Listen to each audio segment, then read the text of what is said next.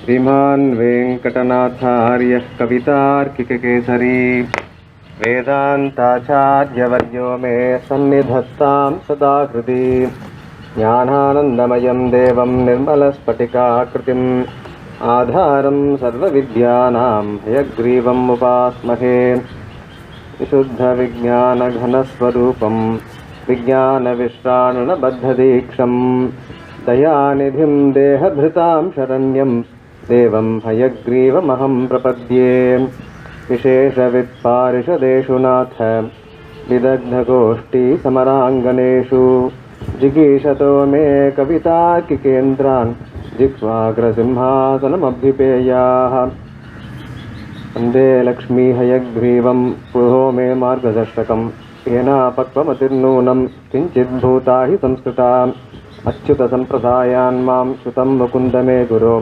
अरक्षदनुकम्पाते पदमनुसराम्यहं पद्मनाभगुरुं वन्दे सदाचार्यम् अहं सदा कुलीनं धीशुशीलादि विग्रहं शुद्धवैदिकं रामानुजदयापात्रं ज्ञानवैराग्यभूषणं श्रीमद्वेङ्कटनाथार्यं वन्दे वेदान्तदेशिकं लक्ष्मीनाथसमारम्भां नाथयामुनमध्यमाम् अस्मदाचार्यपर्यन्तां वन्दे गुरुपरम्परां सो नित्यमच्युतपदाम्बुजयुग्मरुग्म व्यामोहतस्तदितराणि तृणाय मेने अस्मद्गुरोर्भगवतोऽस्य दयैकसिन्धोः रामानुजस्य चरणौ शरणं प्रपद्ये சிறந்ததோப்புல் திருவேங்கடமுடையான் பாரன்னச் சொன்ன பழமொழியுள் ஓரொன்றுதானே அமையாதோ தாரணியில் வாழ்வார்க்கு வானேரப் போமளவும் வாழ்வு.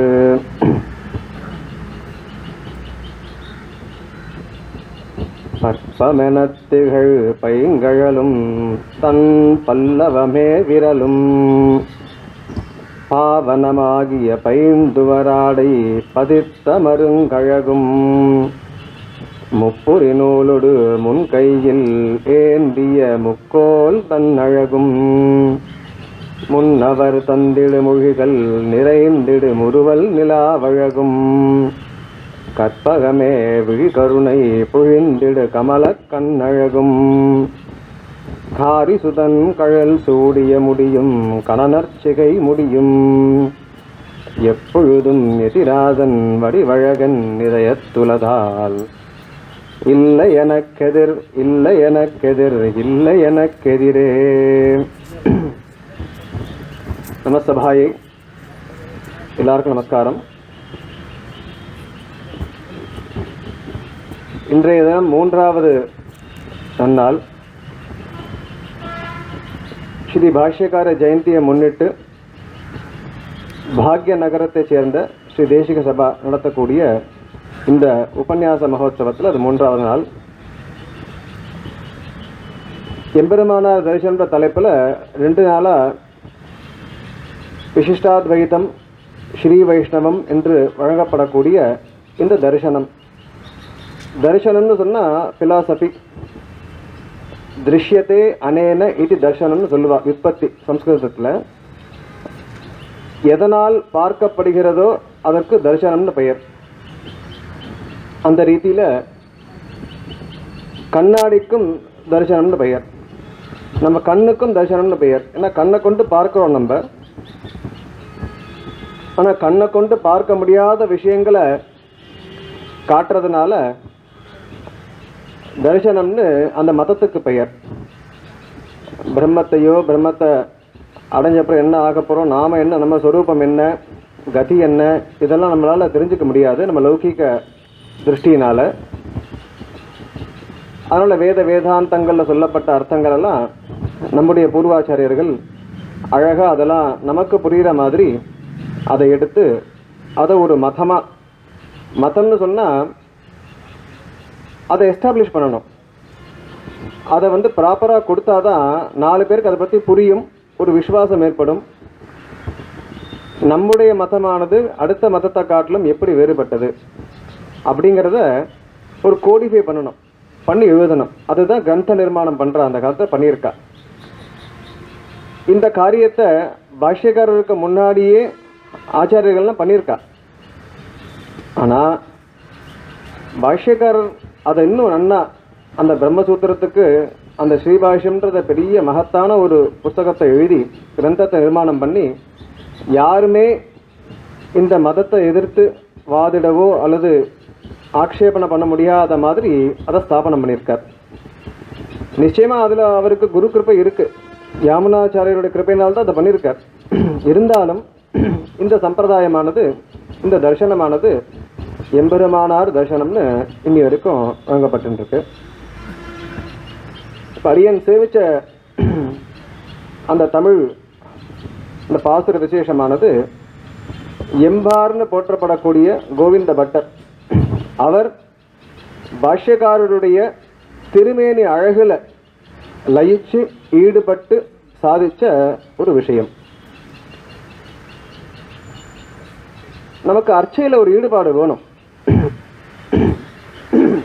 பக்தின்னு சொன்னாலே வெளிப்படுத்தணும். நிறைய பேர் சொல்றா என் மனசுல இருக்கிறது போறோம் அப்படின்ட்டு. அதெல்லாம் சும்மா பேச்சு. வெளிப்படணும். அம்மா குழந்தைய பார்த்து சொல்றா, இல்லடா எனக்கு உன் மேல் ரொம்ப அன்பு இருக்கு, மனசுல இருக்கு, அவ்வளவுதான், ஒன்றும் பண்ணித்தர மாட்டேன்னு சொன்னா அந்த குழந்தைக்கு தெரியுமான்னு அம்மாவுக்கு அன்பு இருக்கு இல்லைன்னு. அப்ப அந்த அந்த மனசுல இருக்கக்கூடிய விஷயமானது நம்முடைய வாக்குலையும் செயல்லையும் அது வெளில வரணும். அதனால ஏதோ பண்றதுக்கு இஷ்டம் இல்லாம அதெல்லாம் இல்லை எனக்கு மனசுல இருக்க போறோம், எனக்கு என்னை பத்தி தெரியும்னு சொல்றதெல்லாம் விதண்டாவாதம் தான். என்ன நமக்கு முன்னாடி ஃபாலோ பண்ணவாளா என்ன ஆவாளா, நம்மளை காட்டிலும் தாழ்ந்து போயிட்டாளா? அப்ப அவ்வளவு தூரம் ஃபாலோ பண்ணி வச்சிருக்கானா, நம்மளும் அதை பேசாம ஃபாலோ பண்றதுதான் புத்திசாலித்தனமே தவிர எனக்கு இதெல்லாம் உடன்பாடு இல்லை, நான் இப்படித்தான் இருப்பேன்னு சொல்றதுலாம் வீண் பேச்சு. அப்ப அந்த அர்ச்சையில இழியணும், அர்ச்சையில போய் நம்மளோட ஈடுபாட்டை நம்ம வளர்த்துக்கணும். அந்த மாதிரி பாஷ்யக்காரருடைய திருமேனியில அந்த அழகுல ஈடுபட்டு எம்பார் சுவாமியானவர் இந்த இந்த பாசுர விசேஷத்தை சாதிச்சிருக்கார். இன்னைக்கும் ஸ்ரீபெரும்புதூர்ல அந்த கட்டியம் செய்ப்பா பாஷ்யக்கார திருமஞ்சனத்தும் போது ரொம்ப அற்புதமா இருக்கும். இந்த கட்டியங்கள் செய்ய சில பேருக்கு தான் அது ரொம்ப நல்லா அமையும். அது கேட்கறதுக்கே ரொம்ப நமக்கு அது மணிப்பிரவாளத்தில் இருக்கும், சிலதெல்லாம் சம்ஸ்கிருதத்தில் இருக்கும், சிலதெல்லாம் தமிழில் இருக்கும். ஆனால் கேட்கறதுக்கு ரொம்ப அழகாக இருக்கக்கூடிய ஒரு விஷயம். போய் அதை சாவியமாக இருக்கும், கேட்கணும். இப்படி நம்முடைய சம்பிரதாயத்தில் ஒரு முக்கியமான ஒரு விஷயம் என்னன்னு கேட்டால் இந்த அர்ச்சையில் இருக்கக்கூடிய நம்முடைய ஈடுபாடு. பெருமாள், பிராட்டி, ஆச்சாரியன், ஆழ்வார்கள் இவர்களுடைய அந்த அர்ச்சா திருமேனில் நம்ம போய் அதை பார்த்து பார்த்து ரசிக்கணும். 45 பட்ட விஷயங்கள் அப்படி அனுபவிப்பாராம். அதாவது நிறைய பேர் அனுபவிப்பா. இப்போ சொன்னதுனால மிச்ச பேர்லாம் அனுபவிக்கணும் அர்த்தம் இல்லை. அடியனுடைய வாத்தியார் அடிக்கடி சொல்வார், ஆச்சாரியன் சொல்வார், ஐஷங்கர் புதுசாக ஒரு ஒரு சமர்ப்பிச்சா கூட கேட்பாராம், அதை பாத்தியா, மாலவன் சாத்தியன் இருக்கான் பாத்தியா, அது எப்படி இருக்கு பாத்தியா அப்படின்னு. அந்த மாதிரி அவளுக்கு ஒரு ஒரு ஈடுபாடு, அதுலேயே அர்ச்சாவதாரத்தில் ஒரு ஈடுபாடு. அடியனுடைய ஸ்டூடெண்ட் ஒருத்தர் இருக்கார் ட்ரிப்ளிகனில்.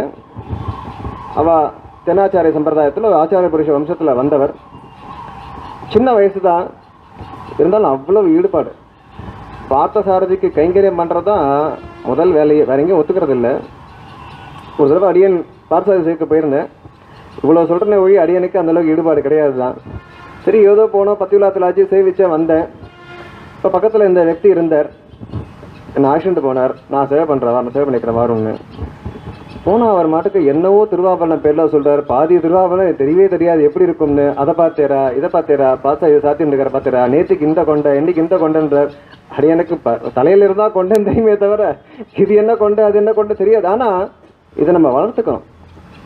வெறுமை போனோம், தீர்த்தம் வாங்கினோம், சடாரி வாங்கினோம், இப்படியே பண்ணுறதை விட அங்கே போய் தூரம் இருந்து அந்த எம்பெருமான் என்னென்ன திருமையில் என்னென்ன சாத்தின்னு இருக்கான் அதில் நமக்கு ஒரு ஈடுபாடானது ஏற்படணும். அந்த மாதிரி பாஷ்யக்காரோட திருமேனியில் எம்பார் சுவாமியானவர் ஈடுபட்டு இந்த செயலை சாதிச்சிருக்கார்.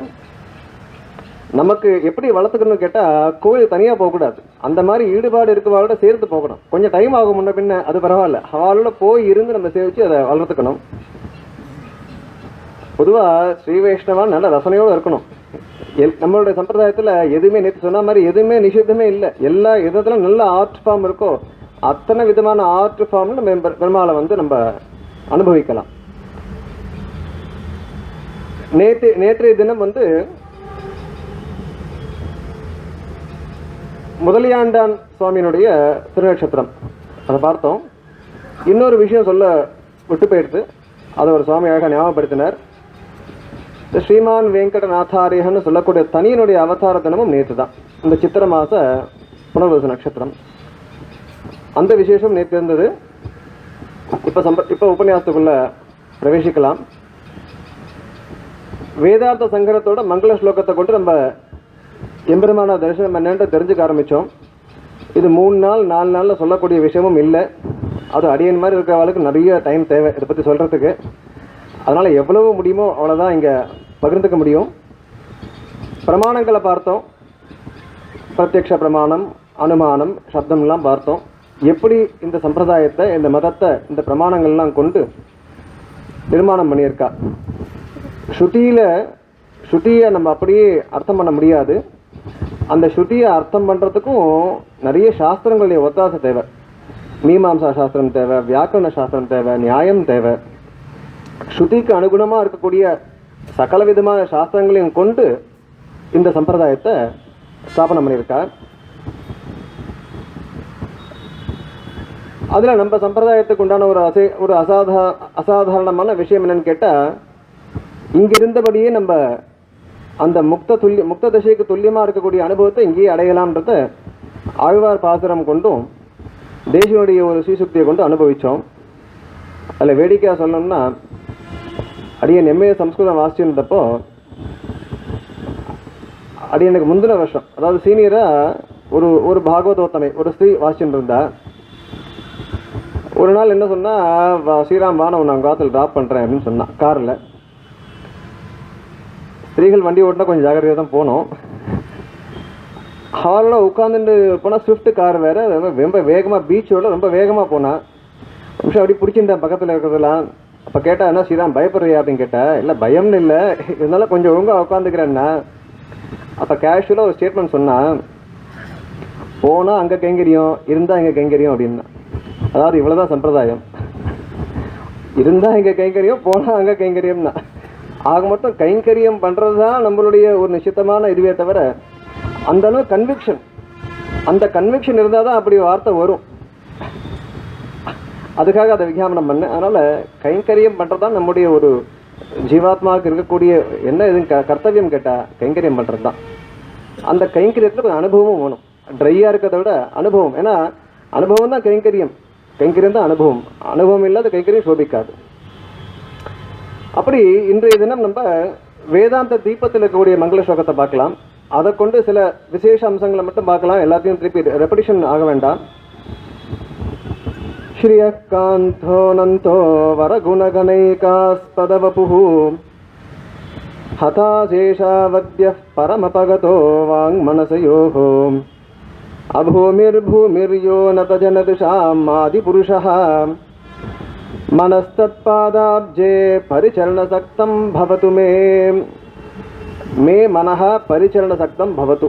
இதுதான் ஆப்ரேட்டிவ் பார்ட் சொல்லுவோம். அதாவது ஒரு ஸ்லோகத்தில் அன்வயம் பண்ணச்சு இதுதான் முக்கியமான அம்சம். என்னுடைய மனசானது அந்த தொண்டு செய்யக்கூடிய ஒரு தன்மையை அடையட்டும், ஈடுபாட்டோடு இருக்கட்டும். எங்கே அப்படின்னு கேட்டால், பாதாப்ஜே திருவடி தாமரையில் என்னுடைய மனதானது எப்பொழுதும் கைங்கரிய புத்தியோடு இருக்கட்டும்னு தாத்பரியம். யாரிடத்துலன்னு கேட்டால், அப்போ அதுக்கு ஒவ்வொன்றா சொல்கிறார். ஸ்ரீயகாந்தக அனந்தக வரகுண கணைக ஆஸ்பத வபுகு. திருமகள் கேள்வன் அனந்தன்னு சொன்ன நிறைய அர்த்தம் இருக்கு. எந்த விதமான லிமிட்டேஷனுமே இல்லை. வஸ்துதக காலத்தக தேசத்தகன்னு சொல்லுவோம். அனந்தம்னா இன்ஃபினிட் சொல்கிறோமோ, அது மாதிரி ஒரு அப்படிப்பட்ட ஒரு சொரூபம் எம்பெருமானுக்கு. வரகுண கண ஏக ஆஸ்பத வபுகுன்னு போட்டுட்டார். அதை கடைசியாக சொல்கிறேன். ஹதாசேஷாவத்யக நேரத்தை பார்த்தோம். எந்த விதமான தோஷமும் அற்றவன். அவன் எங்கே இருக்கான்னு கேட்டால், பரம் அபகதக பரமபதம்னு சொல்லக்கூடிய ஒரு இடத்துல இருக்கக்கூடியவன். வாங் மனசையோகோ அபூமிகி வாக்குக்கும் மனசுக்கும் எட்டாதவன். இருந்தாலும் பூமிகி யஹ பூமிகி நமோ நமோ வாங் மனசாதி பூமையே நமோ நமோ வாங் மனசேக்க பூமையே. எப்படி இருந்தாலும் எட்டாவதுன்னு விட முடியாது. அதுக்காக சரிப்பா எம்பெருமான் நம்மளால் அடைய முடியாதுன்னு விட்டுட்டு போகிற விஷயமும் இல்லை. ஏன்னா நம்மளுடைய மனசுக்கும் வாக்குக்கும் ஒரே லட்சியம் அவன்தான். பூர்த்தியாக அனுபவிக்க முடியாதே தவிர அனுபவிக்கவே முடியாதுன்றது கிடையாது. அதுதான் நமக்கும் அத்வைத சம்பிரதாயத்துக்கும் இருக்கக்கூடிய ஒரு விஷயம். இப்போ சில சம்பிரதாயம் பேரெல்லாம் சொல்கிறோம் ஒழிய நம்ம யாரையும் திவிஷிக்க வேண்டாம். அவளுடைய வழி அவளோடது. நம்மளுடைய சம்பிரதாயத்தை நல்லா தெரிஞ்சுக்கணுன்றதுக்காக தான் அந்த டிஃப்ரென்சஸ் இங்கே சொல்லிட்டு இருக்கோம். அதற்காக நமக்கு யாரிடத்தையும் துவேஷமும் இல்லை. யாரும் எல்லாரும் அவா ஞானிகள் தான், ஜீனியஸ் தான், அது சந்தேகம் இல்லை. ஆனால் அவள் என்ன சொல்கிறா அப்படின்னு கேட்டால், பிரம்மத்தை நிச்சயமாக அறியவே முடியாதுன்னு சொல்கிறா. நம்ம என்ன சொல்கிறோம், பூர்த்தியாக அறிஞ்சிக்க முடியாது, அறியவே முடியாதுன்றது கிடையாது, தெரிஞ்சிக்கவே முடியாதுன்றது கிடையாது, பூர்த்தியாக தெரிஞ்சுக்க முடியாது. அதான் அதில் டிஃபரன்ஸ். நதஜன திஷாம் ஆதி புருஷா, அணுகில் அணுகும் அப்படின்னு சொல்கிற ரீதியில் யாரெல்லாம் அவனை சரணாகதி பண்ணுறாலோ, யாரெல்லாம் பக்தி பண்ணுறாலோ அவளுக்கு பார்க்கிற மாதிரி தன்னை வெளிப்படுத்துகிறான். ஆதி புருஷன் அவன், அவனுடைய திருவடி தாமரையில் திருவடி வாரத்தில் என்னுடைய மனதானது கைங்கரிய புத்தியுடன் இருக்கட்டும்னு இந்த மங்கள ஸ்லோகத்தினுடைய அர்த்தம். அப்போ பிரம்மம் யாருன்னு சொல்லியாச்சு, ஜீவாத்மா ஸ்வரூபத்தை சொல்லியாச்சு, அந்த கைங்கரிய புத்தியோடு இருக்கணுன்றது. இதில் முக்கியமான விஷயம் என்னன்னு கேட்டால், வரகுண கணைக ஆஸ்பத வப்புகுன்னு போட்டுட்டார். வப்புகுன ஷரீரம்னு அர்த்தம். இப்போ எம்பெருமானுக்கு திருமேனி உண்டா கிடையாதா? ஏன்னா ஸ்வரூபம்னு ஒன்று இருக்கு. அந்த ஸ்வரூபமானது ரொம்ப அப்ட்ராக்டான ஒரு விஷயம். அது இப்போ நம்முடைய அதாவது ஜீவாத்மாவை ஞான ஸ்வரூபன் அப்படின்னு சொன்னால் அந்தந்த ஆத்மாவுக்கு வேத்தியனாக இருக்கக்கூடிய ஒரு வஸ்து, அவ்வளோதான். நம்மளே நம்ம உணர்ந்துக்கணும், அவ்வளோதான். அதாவது நமக்குள்ளே ஏற்படக்கூடிய ஒரு சந்தோஷம் இருக்குன்னு வச்சுக்கோங்க. எவ்வளோ ஹாப்பியாக இருக்க அப்படின்னு யாராவது கேட்டால் நம்மளால் அளவு சொல்ல முடியாது. சந்தோஷமாக இருக்கேன்னு சொல்லாமல் ஒழிய எவ்வளோ சந்தோஷம் சொல்ல முடியாது. வேணால் ரொம்ப சந்தோஷம், ரொம்ப ரொம்ப சந்தோஷம் சொல்லாமல் ஒழிய குவான்டிஃபை பண்ண முடியாது. ஏன்னா அந்த அனுபவமானது பிரத்யேகமாக ஒவ்வொருத்தருக்கும் ஏற்படக்கூடியது. அந்த மாதிரி இந்த ஸ்வரூபமும் அவளுக்கு வேத்தியமாக இருக்கக்கூடிய ஒரு விஷயம். ஆனால் ரூபம்ன்றது அடுத்தவாளுக்கும் விஷயமாக இருக்குது. அப்போ ஸ்வரூபம்னு ஒன்று இருக்குது, ரூபம் ஒன்று இருக்குது, அதுக்கு மேலே குணம் இருக்குது, அந்த ரூபத்துக்கு உண்டான குணங்கள், அதற்கு மேலே விபவம், ஐஸ்வர்யம்னு இதுதான் எம்பெருமானாருடைய ரீதி. அவருடைய கிருத்திகளில் பார்க்கச்சு முதல்ல ஸ்வரூப ரூப குண விபவ ஐஸ்வர்ய அப்புறம் லீலா இப்படி எடுத்துகிட்டு போவார் மேலே மேலே. அப்போ பெருமாளுக்கு ஸ்வரூபம் இருக்குன்றத யாருமே நிஷேதம் பண்ணல வேதாந்திகள். ரூபம் இருக்கா இல்லையான்றது தான் டிஸ்பியூட் இருக்கு. அப்படி இருக்கச்சு நிச்சயமாக எம்பெருமானுக்கு திவ்ய மங்கள விக்கிரகமானது இருக்கு. அதான் ரூபம், அதான் வபுகு. அப்போ அனைத்து விதமான அந்த மங்கள குணங்களை உடைய ஒரு சரீரத்தை உடையவன் அப்படின்னு தாத்பரியமானது. இது ஆழ்வார் ஸ்பஷ்டமாக சாதிக்கிறார். தானோர் உருவே தனிவித்தாய் தன்னில் மூவர் முதலாய வானோர் பலரும் முனிவரும் மற்றும் மற்றும் முற்றுமாய் தானோர் பெருநீர் தன்னுள்ளே தோற்றி அதனுள் கண் மலரும் வானோர் பெருமான் மாமாயன் வைகுந்தனம் பெருமானே. தானோர் உருவே, தனக்கு ஒரு உருவம் உண்டு, தனி வித்தா இருக்கான். தனி வித்தா இருக்கான்னு சொன்னால் இந்த மொத்த பிரபஞ்சத்துக்கும் தனிப்பட்ட முறையில் காரணமாக இருக்கான். அவனுக்கு யாரோட சகாயமும் தேவையில்லை. பொதுவாக நம்ம ஒரு காரியத்தை பண்ணிச்சு நம்ம நினச்சின்னு இருக்கோம், நான் எவ்வளோ காரியம் பண்ணுறேன்னு நினச்சின்னு இருக்கோம். நிமித்த காரணம் பவன்னு சொல்கிறார் கிருஷ்ணன். அர்ஜுனனை பார்த்து எல்லாம் முடிச்சாச்சுப்பா, நீ வெறுமை சும்மா அம்பு அடி, அவ்வளோதான், எல்லாம் ஓவர், நான் பார்த்துன்னுட்டேன்ட்டு. அதுக்கு ஒரு கதை சொல்லுவா. இந்த மிச்ச ஃபிலாசபியில் கூட நிறைய விஷயங்கள் நம்ம எடுத்துக்கலாம், தப்பு கிடையாது, நிறைய வாசிக்கலாம், எதெல்லாம் நல்லதோ நம்ம எடுத்துக்கலாம். இந்த ஜென் ஃபிலாசபியில் கதை சொல்வா. என்னன்னா, ஒரு குரு ஒரு சிஷ்யராத்துக்கு போகிறார். சிஷ்யராத்துக்கு போனால் உபச்சாரம் பண்ணும் இல்லையா. சிஷ்யர் சொல்கிற, நான் ஏதாவது சாப்பிட கொண்டு வரட்டுமா, ஒரு காஃபி போட்டுக்கொண்டு டீ போட்டுக்கொண்டுன்னு சொல்கிறேன். சரி கொண்டு வான்னு சொல்கிறேன். இப்போ உள்ளே போய் டீ எல்லாம் போட்டு கொண்டு கொடுத்து இவர் சாப்பிட்றார். சாப்பிடுச்சு அந்த சிஷ்யர் கேட்குறார், நான் போட்ட டீ எப்படி இருக்குது அப்படின்னு கேட்குறார். உடனே குரு சிரிக்கிறார். நீ போட்ட டீயானார். ஆமாம் நான் தான் போட்டேன். நீயே போட்ட டீயானார். ஆமாம் நானே தான் போட்டேன்னார். பால் எங்கேருந்து வந்ததுன்னார். அது கடையில் இருந்தது.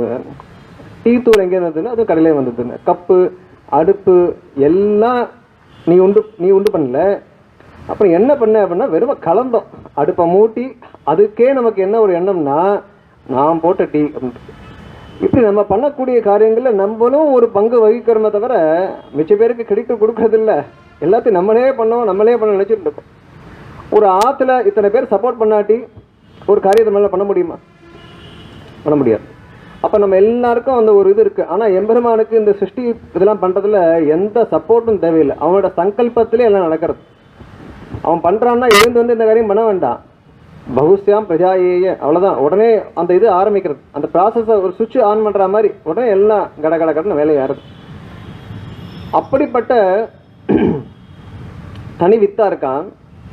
இன்னொரு சுவாரஸ்யம் பாருங்க, ஆழ்வார் திருவாய்மொழிக்கு ரொம்ப ஏற்றம் உண்டு. அடியன் ரொம்ப ஃபேன் ஆழ்வாருக்கு. அதனால் அடிக்கடி திருவாய்மொழியை சொல்லிட்டு இருப்பேன். தானோர் பெருநீர் தன்னுள்ளே தோற்றி அதனுள் கண்வளரும்னார். இப்போ எல்லாருக்கும் டவுட் வரலாம், பிரபஞ்சமானது பெருமாளுக்குள்ள இருக்கா இல்லை பெருமாள் பிரபஞ்சத்துக்குள்ள இருக்கானா? இப்போ ஏன் இந்த கேள்வினா, ஆளிலை கிருஷ்ணா இருக்கான்னு சொன்னால் அவன் ஒரு இலை மேலே படுத்துட்டு இருக்கான், ஜலத்தில் படுத்துட்டு இருக்கானா? இப்போ இலை ஜலம் எங்கே இருக்கு? இப்போ பெருமாள் உள்ளே இருக்கா வெளில இருக்கா அப்படின்னு கேட்டால் அதுக்கு ஆழ்வார் பதில் சொல்கிறார், தானோர் பெருநீர் தன்னுள்ளே தோற்றி அதனுள் கண்வளரும் அப்படிங்கிறார். அதான் அவனுடைய ஒரு சாமர்த்தியம். மாமாயன்னு போட்டுனார் உடனே. வானோர் பெருமான் மாமாயன். அவன் யாருன்னு கேட்டால் எல்லாம் பண்ணுவான், மாமாயன் அவன்.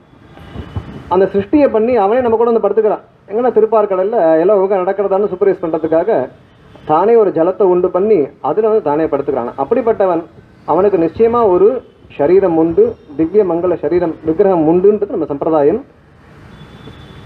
அது ஆழ்வார் இன்னொரு 8ஆம் பத்தில் கண்கள் சிவந்த பெரியவான்ற பாசுரத்தில் ரொம்ப அழகாக சாதிக்கிறார். கண்கள் சிவந்து பெரியவாய் வாயும் சிவந்து கனிந்து உள்ளே வெண்பல் இலகு சுடர் இலகு விலகு மகர குண்டலத்தன் கொண்டல் வண்டன் சுடர் முடியன் 4 தோலன் குனிசார்கன் உன் சங்கதை வாழ் ஆழியான் ஒருவன் அடியேன் உள்ளானே. எல்லாத்தையும் சொன்னார். எங்கே இருக்கான்னா அடியேன் உள்ளான்ட்டார். ஆழ்வாருடைய பாசுரமானது எல்லாம் அனுபவபூர்வமான விஷயம். வேதாந்தம் எதெல்லாம் உபதேசமாக சொல்கிறதோ அதெல்லாம் ஆழ்வார் அனுபவித்து சொல்லியிருக்கார். அடியனுடைய ஆச்சாரியன் அடிக்கடி சொல்கிற விஷயம் இதுதான். திருவாய்மொழின்றது பக்தி பிரபத்தி டிஸ்கஷன்லாம் விட்டுட்டுங்க, இதெல்லாம் அகடமிக்காக நம்ம பார்க்கணும். ஒரு யோகியினுடைய நிலை எப்படி இருக்குன்றது அழகாக விவரிக்கிறார். யோகசாஸ்திரம் வாசிச்சா திருவாய்மொழி பாசுரங்களுக்கு அதுக்கும் அவ்வளவு கோரிலேஷன் இருக்குது. ஒரு யோகிக்கு தான் விரும்பின ஒரு ஆப்ஜெக்ட் ஆஃப் மெடிடேஷன் கிடைக்கச்சே மனோபாவம் எப்படி இருக்கும், அந்த ஆப்ஜெக்ட் ஆஃப் மெடிடேஷன் போயிடுத்துன்னா அது ஒரு லாஸ். அது ஐயோ நமக்கு போயிடுத்தேன்ற இது இருக்கும். அதை தன்னுடைய பாடல்களில் அழகாக வெளிப்படுத்துகிறார் ஆழ்வார். யோகி பஷ்யன்னு சொல்கிறார் சுவாமி தேசிகன். ஆழ்வார யோகி பஷ்யன்னு. அப்படி இந்த திருவாய்மொழிக்கு அவ்வளோ ஒரு ஏற்றம் உண்டு. அப்படிப்பட்ட திருவாய்மொழியில் நிறைய இடத்துல ஆழ்வார் ரொம்ப அற்புதமாக சாதிக்கிறார். சுவாமி தேசிகனும் வரதராஜ பஞ்சாங்கத்தில் விஸ்வாதிஷாயி சுகரூபயதாத்மகஸ்வம் வியக்திம் கரீஷ கதயந்தி ததாத்மிகாம் தே ஏனாதிரோஹதி மதிஸ்வதுபாசகானாம் சா கிம் த்வமேவ தவதேதி விதர்க்கடோலாம். ரொம்ப தேசிகன் மாதிரி ஒரு டெஃப்டாக ஹேண்டில் பண்ண முடியாத விஷயங்கள் எல்லாம். யோகிகள்லாம் பக்தால் அவெல்லாம் வரதனை தியானம் பண்ணுறாலாம். நமக்கு சாதாரணமாக ஸ்வரூபமானது தியானத்துக்கு இலக்காகாது. ரொம்ப கஷ்டமான விஷயம். ஏன்னா ஸ்வரூபன்றது ஒரு அப்சாக்டான கான்செப்ட் வச்சுக்கோங்க. ஆனால் ரூபமானது ஆகலாம், ஆகும்னு சொல்லலை. அது எம்பெருமானுடைய கட்டாட்சம் இருந்தால் நம்முடைய தியானத்துக்கு அது லட்சியமாகலாம். இப்போ ஸ்வரூபம் எதனால் பண்ணப்பட்டிருக்கு, ரூபம் எதனால் பண்ணப்பட்டிருக்கு அப்படின்னு கேட்டால் யதாத்மகஸ்வம் ததாத்மிகாம் தேன்ற ஞானம் ஆனந்தம் இதுதான் ஸ்வரூபம். அப்போ ஞானத்தினாலையும் ஆனந்தத்தினாலையும் இருக்கக்கூடிய ஸ்வரூபம், ஞானத்தினாலையும் ஆனந்தத்தினாலையும் இருக்கக்கூடிய ரூபம். இப்போ 2 விஷயம் ஒரே மாதிரி இருக்குன்னு சொன்னால் அப்போ யோகிகளுக்கெல்லாம் தியானம் பண்ணுறவர்களுக்கெல்லாம் ஒரு கன்ஃபியூஷன் வருதான்.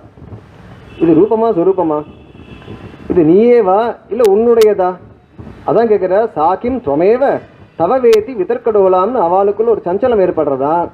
ஆனால் கடைசியில் ஒரு ஃபைனல் கன்க்ளூஷன் வந்துடுறாளா, நிச்சயமாக ஸ்வரூபம் வேறு ரூபம் வேறேன்னு. ஆனால் இது ஒரு போயிட்டுனால அழகாக அந்த மாதிரி ஒரு கவித்துவத்தோடு அதை வெளிப்படுத்தியிருக்கார். அப்போ எம்பெருமானுக்கு ஸ்வரூபம் உண்டு ரூபம் உண்டு, ரெண்டுமே அந்த ஞானம் ஆனந்தம் பண்ணப்பட்டிருக்குன்றதுலாம் நம்ம சும்மா புரியறதுக்காக சொல்கிறோம். அதுதான் அதோட இதுவே. ஏன்னா அதெல்லாம் புரிய வைக்க முடியாது. அதனால் நம்ம புரிஞ்சுக்கச்சு எதால பண்ணப்பட்டிருக்குன்னு சொன்னால் ஞானம் ஆனந்தம் ரெண்டு விஷயத்தினால பண்ணப்பட்டிருக்குன்னு புரிஞ்சுக்கலாம். அதற்கு அடுத்து ஒரு மங்கள ஸ்லோகம் இருக்கு. அதுல தானா எதையும் பண்ணலன்றதை சாதிக்கிறார். பிரணம்ய சிரசா ஆச்சாரியான் ததாதிஷ்டேன வத்மனா பிரம்மசூத்திர பதாந்தஸ்தः வேதாந்தார்த்தः பிரகாஷ்யதே. மயா பிரகாஷ்யத்தேன்னு அர்த்தம். என்னால் வேதாந்தத்தில் இருக்கக்கூடிய அர்த்தங்கள் பிரகாசிக்கப்படுகிறது. அவளை மயா அகம் கூட போட மாட்டா, அதெல்லாம் புரிஞ்சுக்கணும் நம்ம. இப்போ எப்படின்னு கேட்டால், எதற்கு பிறகுன்னு கேட்டால் பிரணம்ய வணங்கி, சிரசா அதான் ரொம்ப முக்கியம். ஏன்னா யதா ததாவாப்பின்னு ஆளை வந்து சாதிச்சிருக்கார். அஞ்சலி பண்ணச்சு எப்படியோ பண்ணு அப்படின்னு சொல்றார். நமக்கும் அந்த இது உண்டு, ஏதோ கையை கூப்பிட்றோம் பண்ணுறோம். ஆனால் இது என்ன சிரசா பிரணம்ய ஆச்சாரியான் எல்லாரையும் வணங்கிட்டு ததாதிஷ்டேன வர்த்மனா அவ எந்த வழியை ஏற்படுத்தி வச்சிருக்காளோ அந்த வர்த்தமான பாதை, அந்த பாதையால் பிரம்மசூத்திர பதாந்தஸ்தக பிரம்மசூத்திர பதங்கள் இருக்கக்கூடிய அர்த்தங்களை, அந்த வேதாந்த அர்த்தங்களை அல்லது அந்த வேதாந்த அர்த்தங்கள் அர்த்தமானது என்னால் இப்பொழுது பிரகாசிக்கப்படுகிறதுன்னு சாதிக்கிறார். இப்போ ஒரு கேள்வி வரும். சங்கராச்சாரியோட காலமானது அது நம்ம சயின்டிஃபிக்காகவும் சம்பிரதாயமும் எப்பயும் டிஸ்பியூட் தான். அவள் சொல்வா 2500 வருஷத்துக்கு முன்னாடி இருந்ததுன்னு சொல்வா. இவன் டேட் எல்லாம் போட்டுட்டு இல்லை 800 செல்லையில் இவர் இருந்தார், இல்லை 600 700 காலத்தை பிரிக்கிறோம். இப்போ ஆழ்வார்கள் காலம்லாம் வரைச்சி இந்த ஆராய்ச்சி மூலமாக சொல்லச்சு 6ஆவதுலேருந்து 8ஆம் நூற்றாண்டுக்குள்ளே இருந்தான்னு சொல்கிறேன். ஆனால் நம்ம சம்பிரதாயமாக சொல்லச்சு கலிக்கு முன்னாடி கலிக்கு பின்னாடிலாம் துவாபர யுகத்தில் இருந்தாலும் நம்ம சொல்கிற வழக்கம் உண்டு. ஆக மொத்தம் எப்படி பார்த்தாலும் பாஷ்யக்காரர் வந்து சங்கராச்சாரியருக்கு பிறகு அவதரிச்சவர். சங்கராச்சாரியருக்கு மட்டும் இல்லை, பாஸ்கராச்சாரியர், யாதவ பிரகாஷர் எல்லாருக்கும் அப்புறம் தான் வந்திருக்க. அப்போ இந்த பாஷ்யக்கார மதமானது புதுசா பழசா அப்படி சர்ச்சை. பாஷ்யக்காரர் சொன்ன விஷயங்கள்லாம் அவர் சொல்லிட்டார் பிரணம்ய ஆச்சாரியான்னு. என்னால் வேற ஏதாவது சொல்லணும் இல்லையா? அப்போ புதுசா பழசான்னு கேட்டா அப்போ சுவாமி தேசிகன் அழகா சாதிக்கிறார். எதிராக சப்தத்தில் 51வது ஸ்லோகம் நோட் பண்ணிக்கிறதுக்காக சொல்றேன்.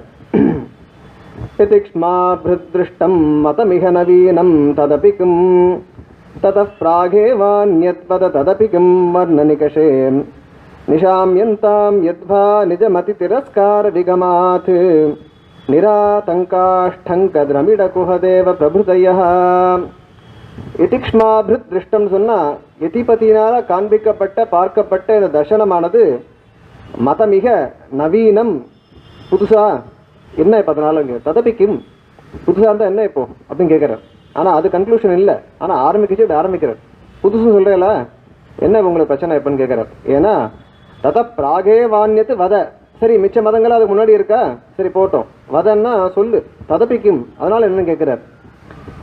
என்ன பண்ணணும்னு கேட்டால் வர்ண நிகஷே, வர்ண நிகஷம்னு சொன்னால் உரைகள்னு சொல்கிற வழக்கம் உண்டு.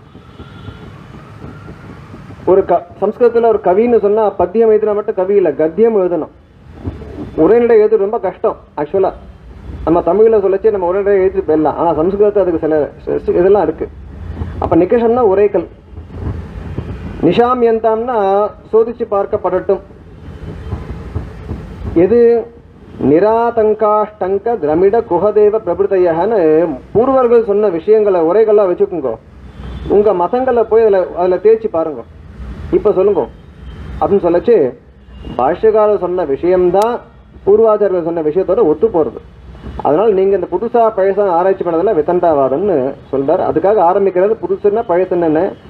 இது இந்த இடத்துல சுவாமி தேசிகனுக்கு காளிதாசன் மேலே ஒரு அபிமானம் உண்டு.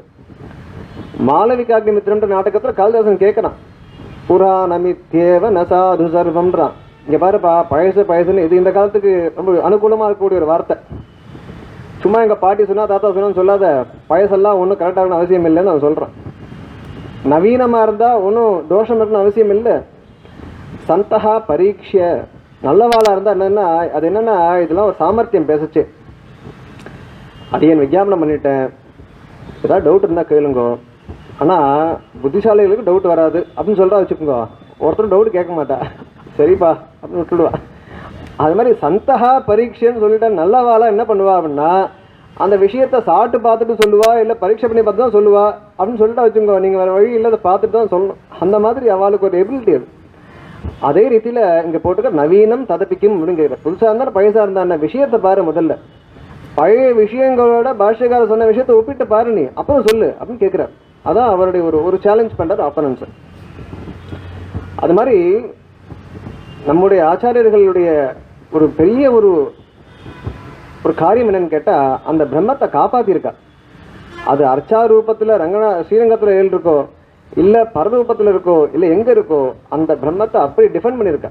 பெருமாள் நம்ம ரசிக்கிறது இருக்கட்டும், நம்மளுடைய ஆச்சாரியர்கள் என்ன பண்ணிருக்காங்கன்னா அப்படி ரட்சணம் பண்ணிருக்கா. அதுக்கு சொரூபம் உண்டு, ரூபம் உண்டு, குணம் உண்டுன்றத. ஏன்னா நமக்கு எதுவுமே தெரியாமல் இருந்துட்டு இருக்கும்.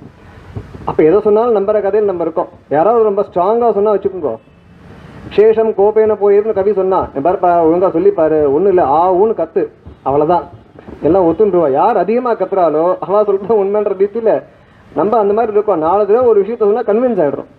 அப்போ நமக்கு புரிகிற மாதிரி சில விஷயங்களை சொல்லிட்டு போகணும்னா அவள் அந்த அளவுக்கு ரட்சணம் பண்ணிருக்கா. இந்த சம்பிரதாயத்தை பெருமாளையே ஆச்சாரியர்கள் தான் காப்பாற்றிருக்கான்னு சொன்னால் அது மிகை ஆகாது. அதுக்காக சொல்ல வந்தேன். அடுத்து ஸ்ரீபாஷ்யத்தினுடைய 2 மங்கள ஸ்லோகத்தை மட்டும் பார்த்துட்டு, ஸ்ரீபாஷ்யம்ன்றது முதலே விஞ்ஞாபனம் பண்ணோம். அது பிரம்மசூத்திரத்துக்கு இருக்கக்கூடிய ஒரு பாஷ்யம், ரொம்ப விஸ்தாரமான கிரந்தம். அது முதல் பிரவேசமே ரொம்ப பெருசு, அது பெரிய 4th வால். அதை தாண்டி உள்ள போகிறது பெரிய காரியம். முதல் 4 சூத்திரத்தை ஒருத்தர் ஒழுங்காக வாசி தெரிஞ்சினாலே பெரிய விஷயம் அது. அப்படி அதில் லகு பூர்வபக்ஷம் எல்லாம் போட்டு மகாபூர்வபக்ஷம் போட்டு அந்த கீழ்ச்சி தொங்க விடுறதுன்னு சொல்லுவா பாருங்க. அது மாதிரி ஒவ்வொன்றா எப்படி உன்னுடைய இது செல்லாதுன்னு அத்தனவுக்கு போட்டு அதில் சொல்கிற. நீ என்ன இது சொல்கிறியா, இப்படி சொல்கிறியா, கிடையாது, இப்படி சொல்கிறியா, அப்படி சொன்னாலும் கிடையாது, எப்படி சொன்னாலும் உன்னுடைய மதமானதை நிற்காதுன்ற ரீதியில் அந்த மாதிரி ஒரு இது பாஷ்யக்காரருடைய ஒரு கிருதி. அந்த ஸ்ரீபாஷ்யத்துக்கு ஸ்ருத பிரகாஷிகான்னு ஒரு வியாக்கியானம் இருக்குது. நம்மள நிறைய பேர் அனுசந்தானம் பண்ணிட்டு இருக்கோம். ஸ்ருத பிரகாஷிகா பூமோ ஏனாதோ பரிரேட்சிதான்னு சொல்லிட்டு இருக்கோம். ஆனால் அதை யாராவது ஒருத்தர் வாசிக்கிறதுக்கு கண்டிப்பாக பிரயத்தனப்படணும். ஏன்னா அந்த நினச்சி பார்க்கணும், இந்த காலத்தில் கம்ப்யூட்டர் இருக்குது, மொபைல் இருக்கும், அந்த ஈஸியாக டைப் பண்ணிடுறோம். அந்த ஸ்ருத பிரகாஷிகான்றது எவ்வளோ பெரிய வியாக்கியானம். அதை அந்த ஸ்ருத பிரகாஷிகாச்சாரியர் சுதர்ஷன சூரியன் அவருக்கு பெயர். பட்டர் வம்சத்தில், அதாவது இந்த வம்சத்தில் வந்தவர் தான் அவர். போய் கேட்டு ஸ்ருத பிரகாஷிகான்னா கேட்டதை பிரகாசம் பண்ணுது, நான் எதுவும் எழுதுறேன்ட்டு. காலக்ஷேபத்தில் உட்காந்து இப்போ உங்கெல்லாம் மாதிரி சின்சியராக நோட்ஸ் எடுக்கிற மாதிரி உட்காந்து டெய்லி போய் நோட்ஸ் எடுப்பார். ஆற்றுக்கு வருவார், அதை என்ட்ரி போட்டுடுவார் உடனே. இப்படி போட்டு அந்த காலக்ஷேபத்தை கேட்டு ஸ்ருத பிரகாஷிகான்னு கிரந்தம் பண்ணிருக்கார். இந்த ஸ்ருத பிரகாஷிகா வாசிக்கிறதே பெரிய காரியம். அதில் நிச்சயமாக யாரும் ரெஃப்யூட்டே பண்ண முடியாது. ஏன்னா அவ்வளோ விஷயங்களை அந்த பங்கியில் பார்த்து ஒரு வேர்டுக்கு என்ன விஷயன்றத அவ்வளோ விஸ்தாரமாக சாதிச்சிருக்கார். அதுக்காகவாது நம்மளுடைய அடுத்த ஜென்ரேஷனை சம்ஸ்கிருதம் படிக்க வைக்கணும், அவளுக்கு அது ருச்சியை ஏற்படுத்தணும். சம்ஸ்கிருதம் தனியாக படிக்கவே வேண்டாம், நம்முடைய பூர்வாச்சாரிய கிரந்தங்களை வாசிச்சாலே சம்ஸ்கிருதம் தானாக வரும். தேசிகனுடைய கிருத்திகளே போகும் சம்ஸ்கிருதம் தெரிஞ்சுக்கிறதுக்கு. எதுக்கு தேவையில்லாத காவியத்தெல்லாம் படித்து நமக்கு ஒன்றும் உபயோகம் இல்லை. புண்ணியமா புருஷார்த்தமானு கேட்பா, எதுக்கு இதெல்லாம் பண்ணிட்டு கேட்டா புண்ணியமா புருஷார்த்தமா அப்படின்னு கேட்பா, எதுக்கு இது? அது மாதிரி தேசிகளுடைய கிருத்திகளை ஒழுங்காக வாசித்தாலே சம்ஸ்கிருத ஞானத்தை அடைஞ்சிடலாம். அந்த ஸ்ருத பிரகாஷிகாவுடைய மேன்மை நம்ம தெரிஞ்சுக்கணும். அவ்வளோ பெரிய ஒரு வியாக்கியானத்தை அந்த காலத்தில் அவர் ரொம்ப டெடிக்கேட்டடாக எழுதியிருக்கார். அது ஆஃப்கோர்ஸ் சுவாமி தேசிகன் அதை காப்பாற்றினார். அது ஒரு சமயம் வரைச்சு. அதாவது ஸ்ரீபாஷ்யத்தில் முதல் மங்கள ஸ்லோகமானது அகில புவன ஜன்மஸ்தேம பங்காதிலீலே வினத விவித பூத விராதரக்ஷைக தீக்ஷே ஸ்ருதிசிரசி விதீப்தே பிரம்மணி ஸ்ரீனிவாசே பவது மம பரஸ்மின் ஷேமுஷி பக்தி ரூபா. மம ஷேமுஷி பக்தி ரூபா பவது பரஸ்மின் பிரம்மணி மம ஷேமுஷி பக்தி ரூபா பவது. அந்த பரபிரம்மத்தில் என்னுடைய ஞானமானது பக்தி ரூபமாக இருக்கக்கூடிய ஞானமானது இருக்கட்டும் சொல்லியிருக்கார். ரொம்ப முக்கியமான விஷயம் இங்கே. முதல்ல அர்த்தத்தை பார்த்துட்டு அப்புறமா அந்த விஷயத்துக்கு வரேன். அகில புவன ஜென்மஸ்தேம பங்காதி லீலை. அகிலம்னு சொன்னா ஒன்று விடாத எல்லா வஸ்துக்களுக்கும் அதனுடைய சத்தா இருப்பு என்ன, ஸ்திதி அதாவது கிரியேஷன் என்ன. இப்போ நம்ம மெயின்டெனன்ஸ் சொல்கிறப்போ நிறைய ப்ராஜெக்ட்லாம் ஐடி பீப்புள்லாம் ஒர்க் பண்ணுறது. மெயின்டெனன்ஸ்னால் மெயின்டைன் பண்ணிட்டே இருக்கணும். யாராவது ஒருத்தர் 25% இருக்கணும். அங்கே நம்ம பசங்கள்லாம் இன்சிடெண்ட்டாக சில விஷயங்கள் சொல்ல வேண்டியிருக்கு. அதுக்காக சொல்கிறேன். ஏன்னா ஐடி கம்பெனி நம்ம நினச்சிட்டு இருக்கோம், அடியான ஐடி கம்பெனியில் ஒர்க் பண்ணிருக்கேன். அங்கே ஒன்றும் பெரிய காரியம்லாம் இல்லை, சம்பளம் வாங்குறானே ஒழிய பாதி ப்ராஜெக்ட்டு மெயின்டெனன்ஸ் ப்ராஜெக்டாக தான். ஒன்றும் அறிவுக்கு வேலையே கிடையாது. நம்ம இந்தியன் கம்பெனிஸ் எடுக்கிற ப்ராஜெக்ட்லாம் எதுவும் கோடிங்லாம் பெருசாக புதுசாக ஒன்றும் கேட்குறதே இல்லை. அது நம்ம வெளில சொல்லிக்க மாட்டா. எல்லாம் நீட்டாக ஆஃபீஸ் போயிட்டு வரல ஒழிய பாதிக்கு மேலே மெயின்டெனன்ஸ் ப்ராஜெக்ட் ஏற்கனவே இருக்கிற பழைய சிஸ்டமை மெயின்டைன் பண்ணணும். ஏன்னா அவன் யோசிக்கிறான் அதை மாற்றினா நிறைய செலவாகும்பா. இந்தியன் கம்பெனிஸ்லாம் இருக்கான், சீப் லேபர் தான் போட்டு விட வச்சு மெயின்டைன் பண்ணிக்கலான்னு உட்காந்து இவன் என்ன பண்ணுவார், பகலாக போய் கோடி எழுதி பேட்சாக ஓட்டின்னு இருக்கான். ஆக மொத்தம் மெயின்டைன் பண்ணுறது பெரிய காரியம். அதையும் பகவான் பண்ணுறான். எல்லா விஷயங்களையும் சிருஷ்டி பண்ணுறான், மெயின்டைன் பண்ணுறான். திருப்பி அந்தந்த டைம் வரைச்சு லயத்தை அடையணும். எந்த ஒரு விஷயமும் அப்படி எடுத்துட முடியாது. அப்போ பங்காதி லீலைன்னு சொன்னால் அதுக்கு மேலே ஆதிபத்தியத்தினால அனுகிரகம் பண்ணுறது இதை இத்தியாதிகள்லாம் வச்சுக்கலாம். இதெல்லாம் இப்படிப்பட்ட லீலையாக பண்ணுறான் இல்லையா, அவனிடத்தில் வினத விவித பூத விராத ரக்ஷைக்கு தீட்சே. தீட்சன்னு சொன்னால் ஒரு தீட்சான்னு சொன்னால் ஒரு விரதம். அதை எடுத்துட்டு இருக்கா. என்ன விரதம்னா தன்னை நாடியவர்களை காப்பாற்றுவது. வினத்தன்னு சொன்னால் வணங்கினவா. அது பக்தி பிரபத்தி எல்லாத்துக்கும் ஒன்று வச்சுக்கலாம். அவன் எங்கே இருக்கான், அவன் யாருன்னு கேட்டால் ஸ்ருதி சிரசி விதித்தே. ஸ்ருதியினுடைய சிரசா உபனிஷத்தானது இருக்கு. அந்த உபனிஷத்தில் பிரகாசமாக இருந்துன்னு இருக்கான் அவனிடத்தில். அவன் யார் அப்படின்னு கேட்டால் பிரம்மனின்னு போட்டுட்டார். பட் பிரம்ம பதமானது வெறும் பிரம்மத்தை மட்டும் குறிக்கலை. பிரம்மன்ற சொல்லுக்கு நிறைய அர்த்தங்கள் உண்டு. பாஷ்யக்காரர் கீதா பாஷ்யத்தில் பிரம்மன்ற பதத்தினால பிரகிருதி, பாஷ்யக்காரன் அவர் மட்டும் சொல்ல, முன்னாடி அதுக்கு எவிடன்ஸ் எல்லாம் இருக்கு, பிரமாணம் இருக்கு. அப்போ பிரம்ம பதமானது பிரகிருத்தியை சொல்றது, பிரம்ம பதமானது ஜீவாத்ம சுரூபத்தை சொல்றது. வேதத்துக்கு பிரம்மம்னு பிரம்மச்சாரின்னு சொல்றோம். இப்போ பிரம்மனா வச்சுருக்கோம், பிரம்மச்சாரின்னா கன்வென்ஷனில் கல்யாணம் ஆகாதுன்னு பிரம்மச்சாரின்னு சொல்லிட்டு இருக்கோம். இப்போ எத்தனை வயசு கல்யாணம் ஆகுது அது வரைக்கும் பிரம்மச்சாரி என்ன, அது வரைக்கும் பிரம்மச்சாரி கிடையாது. அந்த வேதத்தை அத்தியனம் பண்றவனுக்கு தான் பிரம்மச்சாரின்னு பெயர். அப்போ ஒரு ஒரு ஒரு ஸ்டேஜ் வரைக்கும் நான் அடியே பேப்பரை பேர்த்து உபன்யாசம் பண்ண முடியாது, அதான் முதலையே சொன்னேன். அப்போ அந்த வேதத்தை அத்தியனம் பண்றான் இல்லையா, அந்த பிராயம் அது வரைக்கும் பிரம்மச்சாரின்னு பேர். அதுக்கு அடுத்த ஒரு ஆசிரமம் இருக்கு, கிரகஸ்தாசிரமம். அப்போ இந்த இடத்துல பிரம்மன்றது சொல்லானது வேதத்தை தான் குறிக்கிறது ப்ராப்பரே தவிர பரபிரம்மன்னுட்டா அப்புறம் கிரகஸ்தாசிரமம் வரமாட்டானே. அவன் சின்ன வயசுலேயே பிரம்மத்தில் லயிச்சுட்டான் வச்சுக்கோ, அவனை எப்படி பிடிச்ச அப்புறம் பொண்ணு கொடுக்குறது இப்போ. அதனால பிரம்மச்சாரின்றது அவன் பிரம்மத்தில் லயிக்கிறானன்றதுல வேதத்தை அத்தியானம் பண்ணிருக்கான்னு அர்த்தம். அப்போ ஸ்ருதி சிரசி விதித்தே பிரம்மணி யாருன்னு கேட்டால் ஸ்ரீனிவாசேன்னு போட்டான். ஸ்ரீனிவாச பதத்தில் நிறைய வியாக்கியானம் இருக்கு. திருமகள் கேள்வன் இருக்கு, இல்லை அனைத்து விதமான கல்யாண குணங்களை உடையவன், அப்படிப்பட்ட எல்லாத்துக்கும் ஆஸ்பதமாக இருக்கக்கூடிய இடத்துல என்னுடைய ஷேமுஷின்னு சொன்னால் ஞானம், ஞானமானது பக்தி ரூபமான ஞானமானது இருக்கட்டும் சொல்றார். இப்போ பக்தினா என்ன, ஞானம்னா என்னன்னு பார்க்கணும். இப்போ பக்தின்றது நம்மளோட சம்பிரதாயத்தில் ஞானத்தினுடைய ஒரு பரிபக்குவப்பட்ட நிலை. தர்மபூத ஞானம் ஒத்துன்றதுனால நம்ம எல்லாமே தர்மபூத ஞானத்தினுடைய மாற்றங்கள் தான். சுகம் துக்கம் எல்லாம் நமக்குள்ள இருக்கக்கூடிய என்னென்ன இருக்கோ இது எல்லாமே தர்மபூத ஞானத்துடைய விகாரம் தான். அப்போ பக்தின்றதும் இந்த தர்மபூத ஞானத்துடைய விகாரம் தான், அதனுடைய மாற்றம் தான். ஞானத்தை தவிர பக்தி ஒன்று கிடையாது. ஏன்னா இருக்கிறது ரெண்டு விஷயம் தான், சொரூப ஞானம் இருக்கு, சுபாவ ஞானம் இருக்கு. இது தவிர வேற எது எங்க கொண்டு அக்கௌண்ட் பண்றது இப்போ முடியாது. இதை ஏன் சொல்ல வேண்டியிருக்குன்னு சொன்னா, கீதையில வரைச்சு கர்ம ஞான பக்தி. முதல்ல கர்மயோகம், கர்மயோகம் பலிக்கச்சே ஞான யோகம், ஞான யோகம் பலிக்கச்சே பக்தி யோகம் சொல்லிட்டு. அப்ப பக்தி வேற மாதிரி தெரிகிறது. ஞானத்துக்கு பெருமாள் விஷயமா இருக்குச்சு, அது பக்தியா மாறுறது. ஞானத்துக்கு நம்முடைய ஆத்மா விஷயமா இருந்துச்சு, அது ஞானமாவே இருந்துருக்கு. அதான் வரட்டு ஞானமா இருந்துருக்கு. அப்ப பிரபத்தியும் இந்த தர்மபூத ஞானத்தினுடைய ஒரு விசேஷம்தான். ஆனால் அதை ஒரு கிருத்தியாக நம்ம பண்ணுறோமே தவிர, அதான் அந்த பிரபத்தி பிரபன்னன்னு சொல்கிறோமா இல்லையா, நமக்கு அந்த விஸ்வாசம் ஏற்பட்டு எங்கே இதெல்லாம் ஏற்படுறது எல்லாமே தர்மபூத ஞானத்தில் தான் இருக்குது. அப்போ அப்போ பாஷகாரர் இங்கே கேட்குறார், என்னுடைய அந்த ஷேமுஷி ஞானமானது பக்தி ரூபமாக இருக்கட்டும்னு.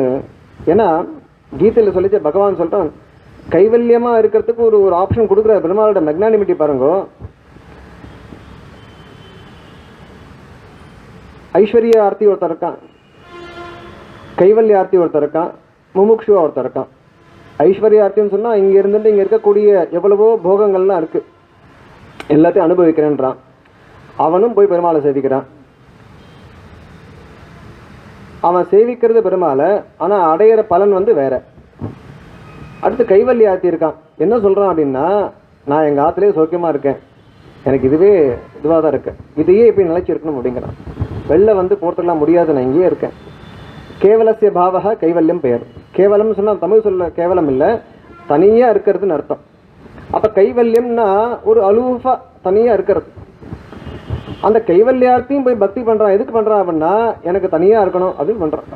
அதுவும் அலோவ் பண்ணுறான். சரி போ, இருந்துட்டு போ அப்படிங்கிறது. அது பெரிய விசாரம். அதுக்குள்ளே போக வேண்டாம். கைவல்யார்த்தி எங்கே இருக்கா, இங்கே இருக்கானா, அங்கே இருக்கானா சண்டை போட்டுக்க வேண்டாம். எங்கேயோ இருக்கா, ஆக மொத்தம் சிஸ்டமில் தான் இருக்கான், எங்கேயோ இருக்கான்.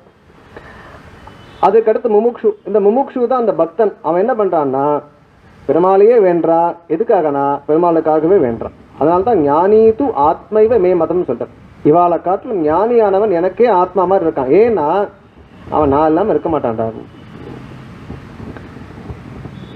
வேற சம்பிரதாயத்தில் பக்தியை இந்த பரஞானத்தை அடையிறதுக்கு ஒரு ஃபுட் ஸ்டெப்பாக வச்சுட்டு இருக்கா. முதல்ல பக்தி, அப்புறம் தான் ஞானம் அப்படி வச்சுட்டு இருக்கா. அதுக்கு சகுண பிரம்ம உபாசனம் வச்சுட்டு உபாசனையை பக்தியாக சொல்லி அந்த பக்தி பண்ண பண்ண என்ன ஆகும்னா, மனசில் இருக்கக்கூடிய அழுக்கெல்லாம் போய், அப்போ உபனிஷத்து சொன்னால் அவளுக்கு என்னென்ன வாக்கியங்கள் அனுகூலமாக இருக்கோ அந்த ஞானமானது தோன்றின உடனே அந்த ஆக்சுவலாக சொல்கிறது ரொம்ப கஷ்டம். பிரம்மமாக ஆயிடுறான்னு சொல்ல முடியாது. ஏன்னா பிரம்மமாக ஆயிடுறான்னு சொன்னால் வச்சுக்கோங்க, அப்போ இவன் பிரம்மத்தை காட்டில் வேற இருந்தான்னு தாத்பரியம் வருது, சொல்ல முடியாது. ஆனால் வாய் விட்டு சொல்ல முடியாத ஒரு டிஃபிகல்ட். இங்கிலீஷில் அழகாக சொல்வா, ரியலைசஸ் த நான் டிஃபரன்ஸ் பிட்வீன் ஹிம்செல்ஃப் அண்ட் பிரம்மன். அப்போ இது இருக்க ரியலைசேஷன் ஆகாமல் இருந்ததுன்னா கேள்வி கேட்கலாம். எப்படி சொன்னாலும் அந்த சம்பிரதாயத்தை சொல்கிறது ரொம்ப கஷ்டம்.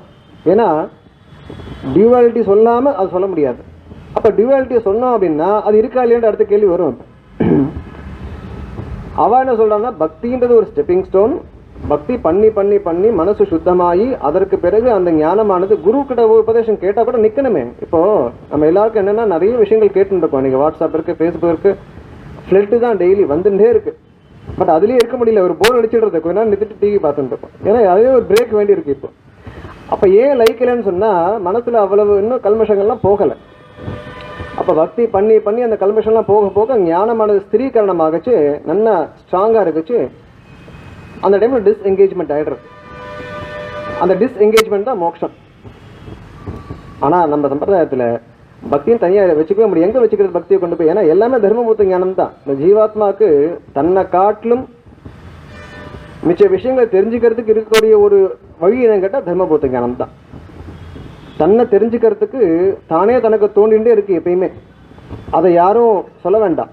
அடிக்கடி சொல்கிற விஷயமே தான். இப்போ இவ்வளோ லைட்டு திடீர்னு போயிடுத்துனா கூட அவாவாளுக்கு அவாவா இருக்கிறது தெரியும், யாரும் கேட்கறதில்ல. நம்ம பக்கத்தில் இருக்க வாழை தட்டி நான் இருக்கணும்னு கேட்க மாட்டோம். கண்டிப்பாக அவள் இருக்காலும் வேணா பார்ப்போம் ஒழிய நாம இருக்கோமா நம்ம கேட்கறது இல்லை. ஏன்னா அது நமக்கு ஸ்வயம் பிரகாஷம், நமக்கு நாமே தெரியுது. எந்த லைட்டும் தேவையில்லை. அப்படியே ஒரு ஆழி, அதாவது அந்த பிரளய இருள் வந்தால் கூட நமக்கு தெரியும். சரீரம் இருந்ததுன்னா, சரீரம் இல்லாட்டி தெரியாது. ஏன்னா நம்ம பத்த தசையில் இருந்துருக்கோம். சரீரத்துக்குள்ள இருக்கிற விஷயம் அது ஞானமான தோன்றது. இதெல்லாம் பெரிய விசாரம். வெறும ஒரு கோடிட்டு தான் காட்ட முடியும் உபன்யாசத்தில். அப்போ நமக்கு சந்தேகம் வரதில்லை நம்ம இருக்கிறத பற்றி. ஏன்னா அந்த ஞானத்துக்கு தர்மபூத்த ஞானத்தினுடைய இது தேவையில்லை. ஆனால் மிச்ச விஷயங்களை தெரிஞ்சுக்கிறதுக்கு அந்த தர்மபூத்த ஞானத்தினுடைய, அப்போ நம்மளுடைய பாவம் நாம் வெளிப்படுத்துகிற விஷயங்கள் எல்லாமே தர்மபூத்த ஞானத்தினுடைய ஒரு விகாரம் தான். அதனால் பாஷ்யக்காரர் பிரார்த்திக்கிறார், ஷேமுஷி பக்தி ரூபா, என்னுடைய ஞானமானது பக்தி ரூபமாக இருக்கணும், வெறும் வரட்டு ஞானம் வேண்டாம். அந்த ஸ்ரீனிவாசன் சொல்லப்படக்கூடிய அந்த பரபிரம்மணி, அந்த பரஸ்மின் பிரம்மணி என்னுடைய ஞானமானது இருக்கட்டும்னு பிரார்த்திக்கிறார். அதுக்கடுத்து மறுபடியும் சொல்றார், நானா சொல்ல வந்த விஷயம் இல்லை. பாராஷரிய வச்சசுதாம் உபனிஷத் துக்தாப்தி மத்தியோதிருதாம் சம்சாராக்னி விதீபன வியபகத பிராணாத்ம சஞ்சீவனிம் பூர்வாச்சாரிய சுரக்ஷிதாம் பகுமதி வியாகாத தூரஸ்திதாம் ஆனீதாம் து நிஜாட்சரைஹி சுமனசோ பூமாஹா பிபன் த்வன்வஹம்னு சொல்றார். பாராஷரிய வச்சக, அந்த பராசரருக்கு ஆளவந்தார் தான் ஸ்தோத்திரம் பண்றார். முதல்ல சுத்தி பண்றார் பராசரருக்கு. ஏன்னா ஒரு கர்த்தவியம். விஷ்ணு புராணமானது நமக்கு ஒரு மிகப்பெரிய பிரமாணம். மிச்ச புராணங்கள்லாம் காட்டிலும் அதிகமாக நம்ம கோட் பண்றது, நம்மளுடைய ஆச்சாரியர்கள் கோட் பண்றது விஷ்ணு புராணம் தான். அப்படிப்பட்ட பராசரருக்கு அவர் ஒரு ஸ்துதி பண்றார். அடுத்து தேசிகனும் பண்றார். அப்படிப்பட்ட பாராசரிய வச்சசுதாம் உபனிஷத் துக்தாப்தி மத்தியோ திருத்தாண்டர். உபனிஷத்துன்ற பெரிய கடல், அந்த கடல்ல போய் மத்தியில எடுக்கப்பட்டது இந்த அர்த்தமானது. மத்தியில் இருக்கிறது தான் அந்த கேர்னல்னு சொல்லுவோம். அந்த மாதிரி மத்தியில் எடுக்கப்பட்ட இந்த விஷயமானது அது என்னன்னு கேட்டா சம்சாராக்னி விதீபன வியபகத பிராணாத்ம சஞ்சீவனி. இந்த சம்சாரன்ற அக்னியில கஷ்டப்பட்டு கொண்டிருக்கிற எல்லாருக்கும் ஒரு சஞ்சீவனி மருந்து மாதிரி இருக்கக்கூடிய விஷயம் இந்த வேதாந்த விஷயம், பிரம்ம விசாரமானது. பூர்வாச்சாரிய சுரக்ஷிதாம்னு பதம் போட்டுட்டார். பூர்வாச்சாரியர்கள்லாம் அதை நல்லா கஷ்டப்பட்டு காப்பாத்திருக்கா. ஆனாலும் பகுமதி வியாகாத தூரஸ்திதாம். இந்த விஷயங்கள்லாம் என்ன இருக்குன்னு கேட்டால் காலப்போக்கில் அப்பப்போ வேற வேற மதங்கள் தோண்டிட்டு வரும். அப்போ வரைச்சே சில சமயம் சம்பிரதாயமானது கொஞ்சம் ஒரு கீழதசி அடைஞ்சா மாதிரி இருக்கும். அப்போ மறுபடியும் அதுக்கு ஒரு எழுச்சி வரும். ஒரு ஆச்சாரியர் வருவார், திருப்பி மேலே கொண்டு வருவார். எல்லாம் என்ன காரணம்னு கேட்டால் இப்போ எவ்வளவோ வேதங்கள் அனந்தாவை வேதாகன்னு சொல்கிறா. இன்றைக்கே அவ்வளோ வேதங்கள் இல்லை அப்படின்னு கேட்டால் ஒரே பதில் தான், அத்தியனம் பண்ணுறவா இல்லை. அத்தியனம் பண்ணாட்டி கூடவே அந்த நாலேஜும் போய்டுறது. இப்போ காலேஜ் எல்லாம் திடீர்னு கோர்ஸே மூடிடுறான். ஏன்னா ஸ்டூடெண்ட்ஸே வரல. ஸ்டூடெண்ட்ஸ் வராதுக்கு எதுக்கு வாத்தியார் வைப்பானே, எதுக்கு இது வேண்டாம், கோர்ஸை க்ளோஸ் பண்ணுங்கிறான். அது மாதிரி எவ்வளோ விஷயங்களை படிக்கிறவா இல்லாததுனால அந்த விஷயங்கள்லாம் அப்படியே போய்டுறது. நேற்று ஒருத்தர் கேட்டது, எதுக்கு சுவாமி பிரபந்தசாரம் பண்ணார் அப்படின்னு கேட்டார். எதுக்கு இந்த பேரெல்லாம் மட்டும் லிஸ்ட் பண்ணிருக்காரு. அட்லீஸ்ட் இந்த பிரபந்தசாரத்தை வாசிச்சுட்டு ஒருத்தர் தெரிய வரும், ஓ இத்தனை விஷயங்கள் இருக்கு, எல்லாம் தேடலாமா அப்படின்னு தேடுவா போய். அதுதான் நாயனாச்சாரியன் போட்டிருக்கார் அழகா. சுத பிரகாஷிக்க ஏனாவதுன்னு போட்டு அப்புறம் சுத பிரகாஷிக்க ஏதோ ரட்சணம் பண்ணிருக்காரு. அப்போ ஏதோ ஒன்று இருக்கு, என்ன விஷயம் தேடலான்னு யாருக்கோ ஒருத்தருக்கு அட்லீஸ்ட் தோணும். அப்போ அந்த மாதிரி இந்த கிரந்தங்களுடைய பெயரெல்லாம் வச்சு அந்த ஸ்தோத்திரங்கள்லாம் பண்ற இது உண்டு. அப்படி பூர்வாச்சார சுரக்ஷிதாம் ஆனீதாம் நிஜாட்சரைஹி சுமனசோ பூமாகான்னு இங்க இருக்கிறவாலாம் எல்லாரும் இதை பிபந்தூன்ற எல்லாம் அதை பருகட்டும், ஞானிகள்லாம் அதை பருகி சந்தோஷத்தை அடையட்டும்னு தினந்தோறும் பண்ணட்டும்னு அழகா நானா அந்த விஷயத்தையும் சொல்லலை அப்படின்னு சாதிக்கிறார். அதுல மேற்கொண்டு பகவத் போதாயன கிருதாம் விஸ்தீர்ணாம் பிரம்மசூத்திர விற்த்திம் பூர்வாச்சாரியாக சஞ்சிக்ஷுபு தன் மதானுசாரேன சூத்திராட்சராணி வியாக்கியாசந்தேன்னு போதாயன விற்பி இருந்திருக்கு. யாமுனாச்சாரியோட காலத்துல அந்த போதாயன விற்பி ஒரே ஒரு காப்பி தான் இருந்திருக்கு, ஒரு பிரதி. அதுவும் எங்கேயோ காஷ்மீர் தேசத்துல இருந்திருக்கு. அவருக்கு சில நிர்பந்தங்கள் இருந்ததுனால இங்கிருந்து கிளம்பி அங்கே போக முடியல. அப்போ அந்த ஒரு அன்பினிஷ்டு டாஸ்கை வந்து பாஷ்யக்காரர்கிட்ட ஒப்படைக்கிறார். அப்போ பாஷ்யக்காரர் கூட தவன் ஆசிண்டு போய் அந்த பாண்டாரத்தில் அங்கே போய் அந்த போதான விருத்தி எடுக்கிறார். அதுக்கும் நிறைய எதிர்ப்பு இருந்திருக்கு. ஏதோ 1 hour 2 hour இந்த சில லைப்ரரிலாம் போனால் புத்தகத்தை கொடுக்க மாட்டார், ஜெராக்ஸ் கொடுக்க மாட்டார், இங்கேயே உட்காந்து வாசிட்டு கொண்டுவோன்னுவா. அந்த மாதிரி உங்களுக்கு டைம் தர 2 hours 3 hours என்ன வருமா எடுத்துக்கோன்னார். கூரத்தாழ்வானுக்கு வந்து அசாத்தியமான ஒரு மெமரி. அப்படி ஜஸ்ட் ஸ்கேன் பண்ணார், அவ்வளோதான் ஆயிடுச்சு. கூரத்தாழ்வான் இல்லாட்டி ஸ்ரீபாஷ்யம் இல்லை. ஏன்னா குரு பரம்பரையில் இருக்கு. பாஷ்யக்காரர் டிக்டேட் பண்ண கூரத்தாழ்வான் எழுதின்னு இருக்கார். சில இடத்துல அவருக்கு உடன்பாடுலாம் எழுத மாட்டாராம். குருவை பார்த்து சுவாமி தப்பா இருக்குன்னு சொல்ல மாட்டாராம், அப்படியே இருப்பாராம். அதை பாஷ்யக்காரர் தெரிஞ்சுட்டு திருவள்ளம் சரியில்லைன்னு சொல்லி அப்புறமா வேற மாதிரி சொன்ன அப்புறமா இது அதுக்கு ஒத்து வருதுன்னு எழுதியிருக்க. அந்த மாதிரி எல்லாம் 2 பேரும் முதலியாண்டானும் கூரத்தாழ்வான் 2 பேரும் அப்படி ஒரு இரு கரங்களா இருந்திருக்கா. அப்படி போய் அந்த பாஷ்யத்தை எழுதினா மட்டும் போராது, அந்த இடத்துல அது வந்து செல்லணும். அதுக்கு போய் அந்த சரஸ்வதியுடைய விக்கிரகத்தில் கொண்டு போய் வச்சு அது வந்து அதுக்கு மேலே அது அங்கீகாரம் பண்ணணும். அப்போ போய் பார்த்தா சரஸ்வதி சிரசில் இந்த கிரந்தமானது இருக்க, சரஸ்வதியே ஸ்ரீ பாஷ்யக்காரன்ட்டு அந்த பட்டத்தை கொடுத்தான்னு சம்பிரதாயத்தை சொல்கிறோம். இதுதான் பாஷ்யம், ஸ்ரீ பாஷ்யம், நீர் தான் பாஷ்யக்காரர். பாஷ்யக்காரன் என்ன அர்த்தம்னா ஒரு பாஷ்யத்தை எழுதினவர். நிறைய பாஷ்யத்தை எழுதியிருக்கான்னா நிறைய பாஷ்யக்காரன் இருக்கா. பாஷ்யக்காரன்றது ஒரு ஜெனரிக் நேம், அந்த ஒரு காரண பெயர் அது. ஆனாலும் பாஷ்யக்காரன் நம்ம சொல்லச்சு அது எதிராஜரை மட்டும் போய் ராமானுஜரை மட்டும் குறிக்கிறது. ஏன்னா அவருக்கு ஒரு பட்டமாகவே ஸ்ரீ பாஷ்யக்காரன் திருநாமானது வழங்கப்படுறது. அப்படிப்பட்ட விஸ்தீர்ணமா இருந்திருக்கு, நடுவில் லுப்தமா இருக்கு. இந்த மாதிரி விஷயங்கள்லாம் கொண்டு வந்து ரொம்ப அழகா அந்த சூத்திரத்தினுடைய அர்த்தங்களை அழகா பிரதிபாதனம் பண்ணியிருக்க தன்னுடைய ஸ்ரீபாஷ்யத்தில். அதற்கடுத்து சில முக்கியமான விஷயங்கள் மட்டும் தெரிஞ்சிடணும்னா, இந்த எம்பெருமான தரிசனம் 3 நாள்னு சொல்லியிருந்தோம், அது முடிகிறது. நாளிலேருந்து நம்ம அவருடைய சரித்திரத்தை சிலதெல்லாம் பார்க்கலாம். அந்த வடுக நம்பியினுடைய பித்ராஜ வைபவத்தை வச்சு அதை கொஞ்சம் பார்க்கலாம். அது இன்னும் கொஞ்சம் இன்ட்ரெஸ்டிங்காக இருக்கும். இது கொஞ்சம் போர் அடிச்சுன்னா நம்ம எல்லாம் ஃபிலாசபியாக பேசி அது கொஞ்சம் இன்ட்ரெஸ்டிங்காக இருக்கும்னு நினைக்கிறேன். நாமெல்லாம் ஏன் இங்கே இருக்கோம், ஏன் இருந்துட்டு இருக்கோம்னு சொன்னால், அதாவது இந்த பாக்கிய நகரத்தில் இல்லை, இந்த சம்சார தசையில் ஏன் இருந்துட்டு இருக்கோம்னு சொன்னால், நாமெல்லாம் ஸ்வதந்திரன்ற ஒரு எண்ணம் நமக்கு இருந்திருக்கு. பரதந்திரன்ற எண்ணமானது வரமாட்டேன்றது. ஒரு சொல்லிட்டு அவ்வளோ லேசாக வரல. சொல்லுவா, பகவான் மோட்சத்தை கொடுத்துருவான், பக்தியை கொடுக்க மாட்டான்னு சொல்லுவான். பக்தியை வச்சுப்பான், ரிசர்வ் பண்ணி வச்சுப்பானா. எல்லாரும் கேட்டால் கொடுக்க மாட்டான். மோட்சமாக இருந்தால் எடுத்துக்கோங்க, பக்தியா வெயிட் பண்ண உனக்கு இப்போ நாட் எலிஜிபிள் டவு அப்படின்னு பண்ணான். அந்த பாவம் வரணும்னா முதல்ல நான் ஸ்வதந்திரன் அல்லன், நான் எம்பெருமானுக்கு கட்டுப்பட்டவன் நம்மளை தெரியும். நம்ம அது ஏன் வரலன்னு சொன்னால், நம்ம இந்த உடம்போட பிணைஞ்சு நினச்சிட்டு இருக்கோம். நான் சொல்லச்சே என்னுடைய சரீரம் என்னுடைய நினைச்சுட்டு இருக்கோம். பட் உடம்பே நாம இல்லை. முதல்ல இந்த உடம்பு நம்ம கொடுக்கப்பட்டது, எல்லாமே கரணங்கள் தான். இப்போ நான்ற ஃபேக்டரும் ஒன் ஆஃப் தி முன்னாடி சொன்ன மாதிரி, கதையில சொன்ன மாதிரி ஒரு பங்கு வகிக்கிறது. அவள் தான் நம்ம சங்கல்பம் பண்றோம், இல்லைன்னு சொல்லலை. இந்த கருத்தை பராசர பட்டர், அவர் பெரிய ஜீனியஸ். அவெல்லாம் அந்த காலத்தில் ஜீனியஸாகவே இருந்திருக்கா. பெரிய கவியும் கூட அவர். முன்னாடி சொன்னோம் இல்லையா, போய் பெருமாளை சேவிக்க போகிறோம், அர்ச்சனை ஈடுபடணும்னு சொல்லிட்டு ஒரு தடவை போய் சேவிக்க போகிறார். திருமஞ்சனமாயிருக்கு. திருமஞ்சனமாகி ஈரவாடையில் ரங்கநாதன் எழுதியிருக்கார். ஈரவாடையில் ரங்கநாதன் எழுதியிருந்தால் எப்படி இருக்குது?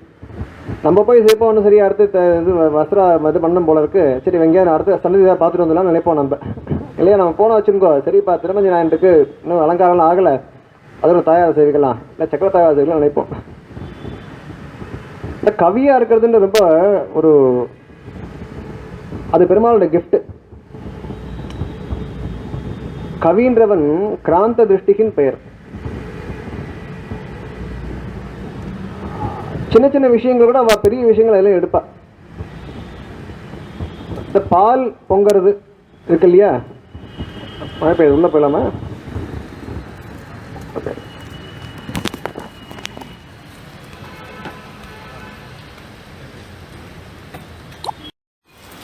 இந்த கவிகளை பற்றி பேசிட்டு இருந்தோம். கவிகளுக்கு ஒரு சக்தி உண்டு. என்னன்னா, சின்ன விஷயமா இருக்கும், இன்சிக்னிஃபிகண்டாக இருக்கும், அதை பெருசு பற்றி சொல்லுவாள் அழகா. அப்போ ஒரு கவி சம்ஸ்கிருதத்தில் அந்த பத்தியத்தை சொல்ல வேணாம், அர்த்தத்தை மாத்திரம் சொல்கிறேன். பாலை வைக்கிறோம் அடுப்பில் இல்லையா, அடுப்பில் பால் வச்சா பொங்குறது. அது எப்போ பொங்குன்னா, நம்ம எப்போ அங்கே நகர்றோமோ அப்போ தான் பொங்கும். நம்ம பார்த்துட்டே இருப்போம், அது வரைக்கும் பொங்காது.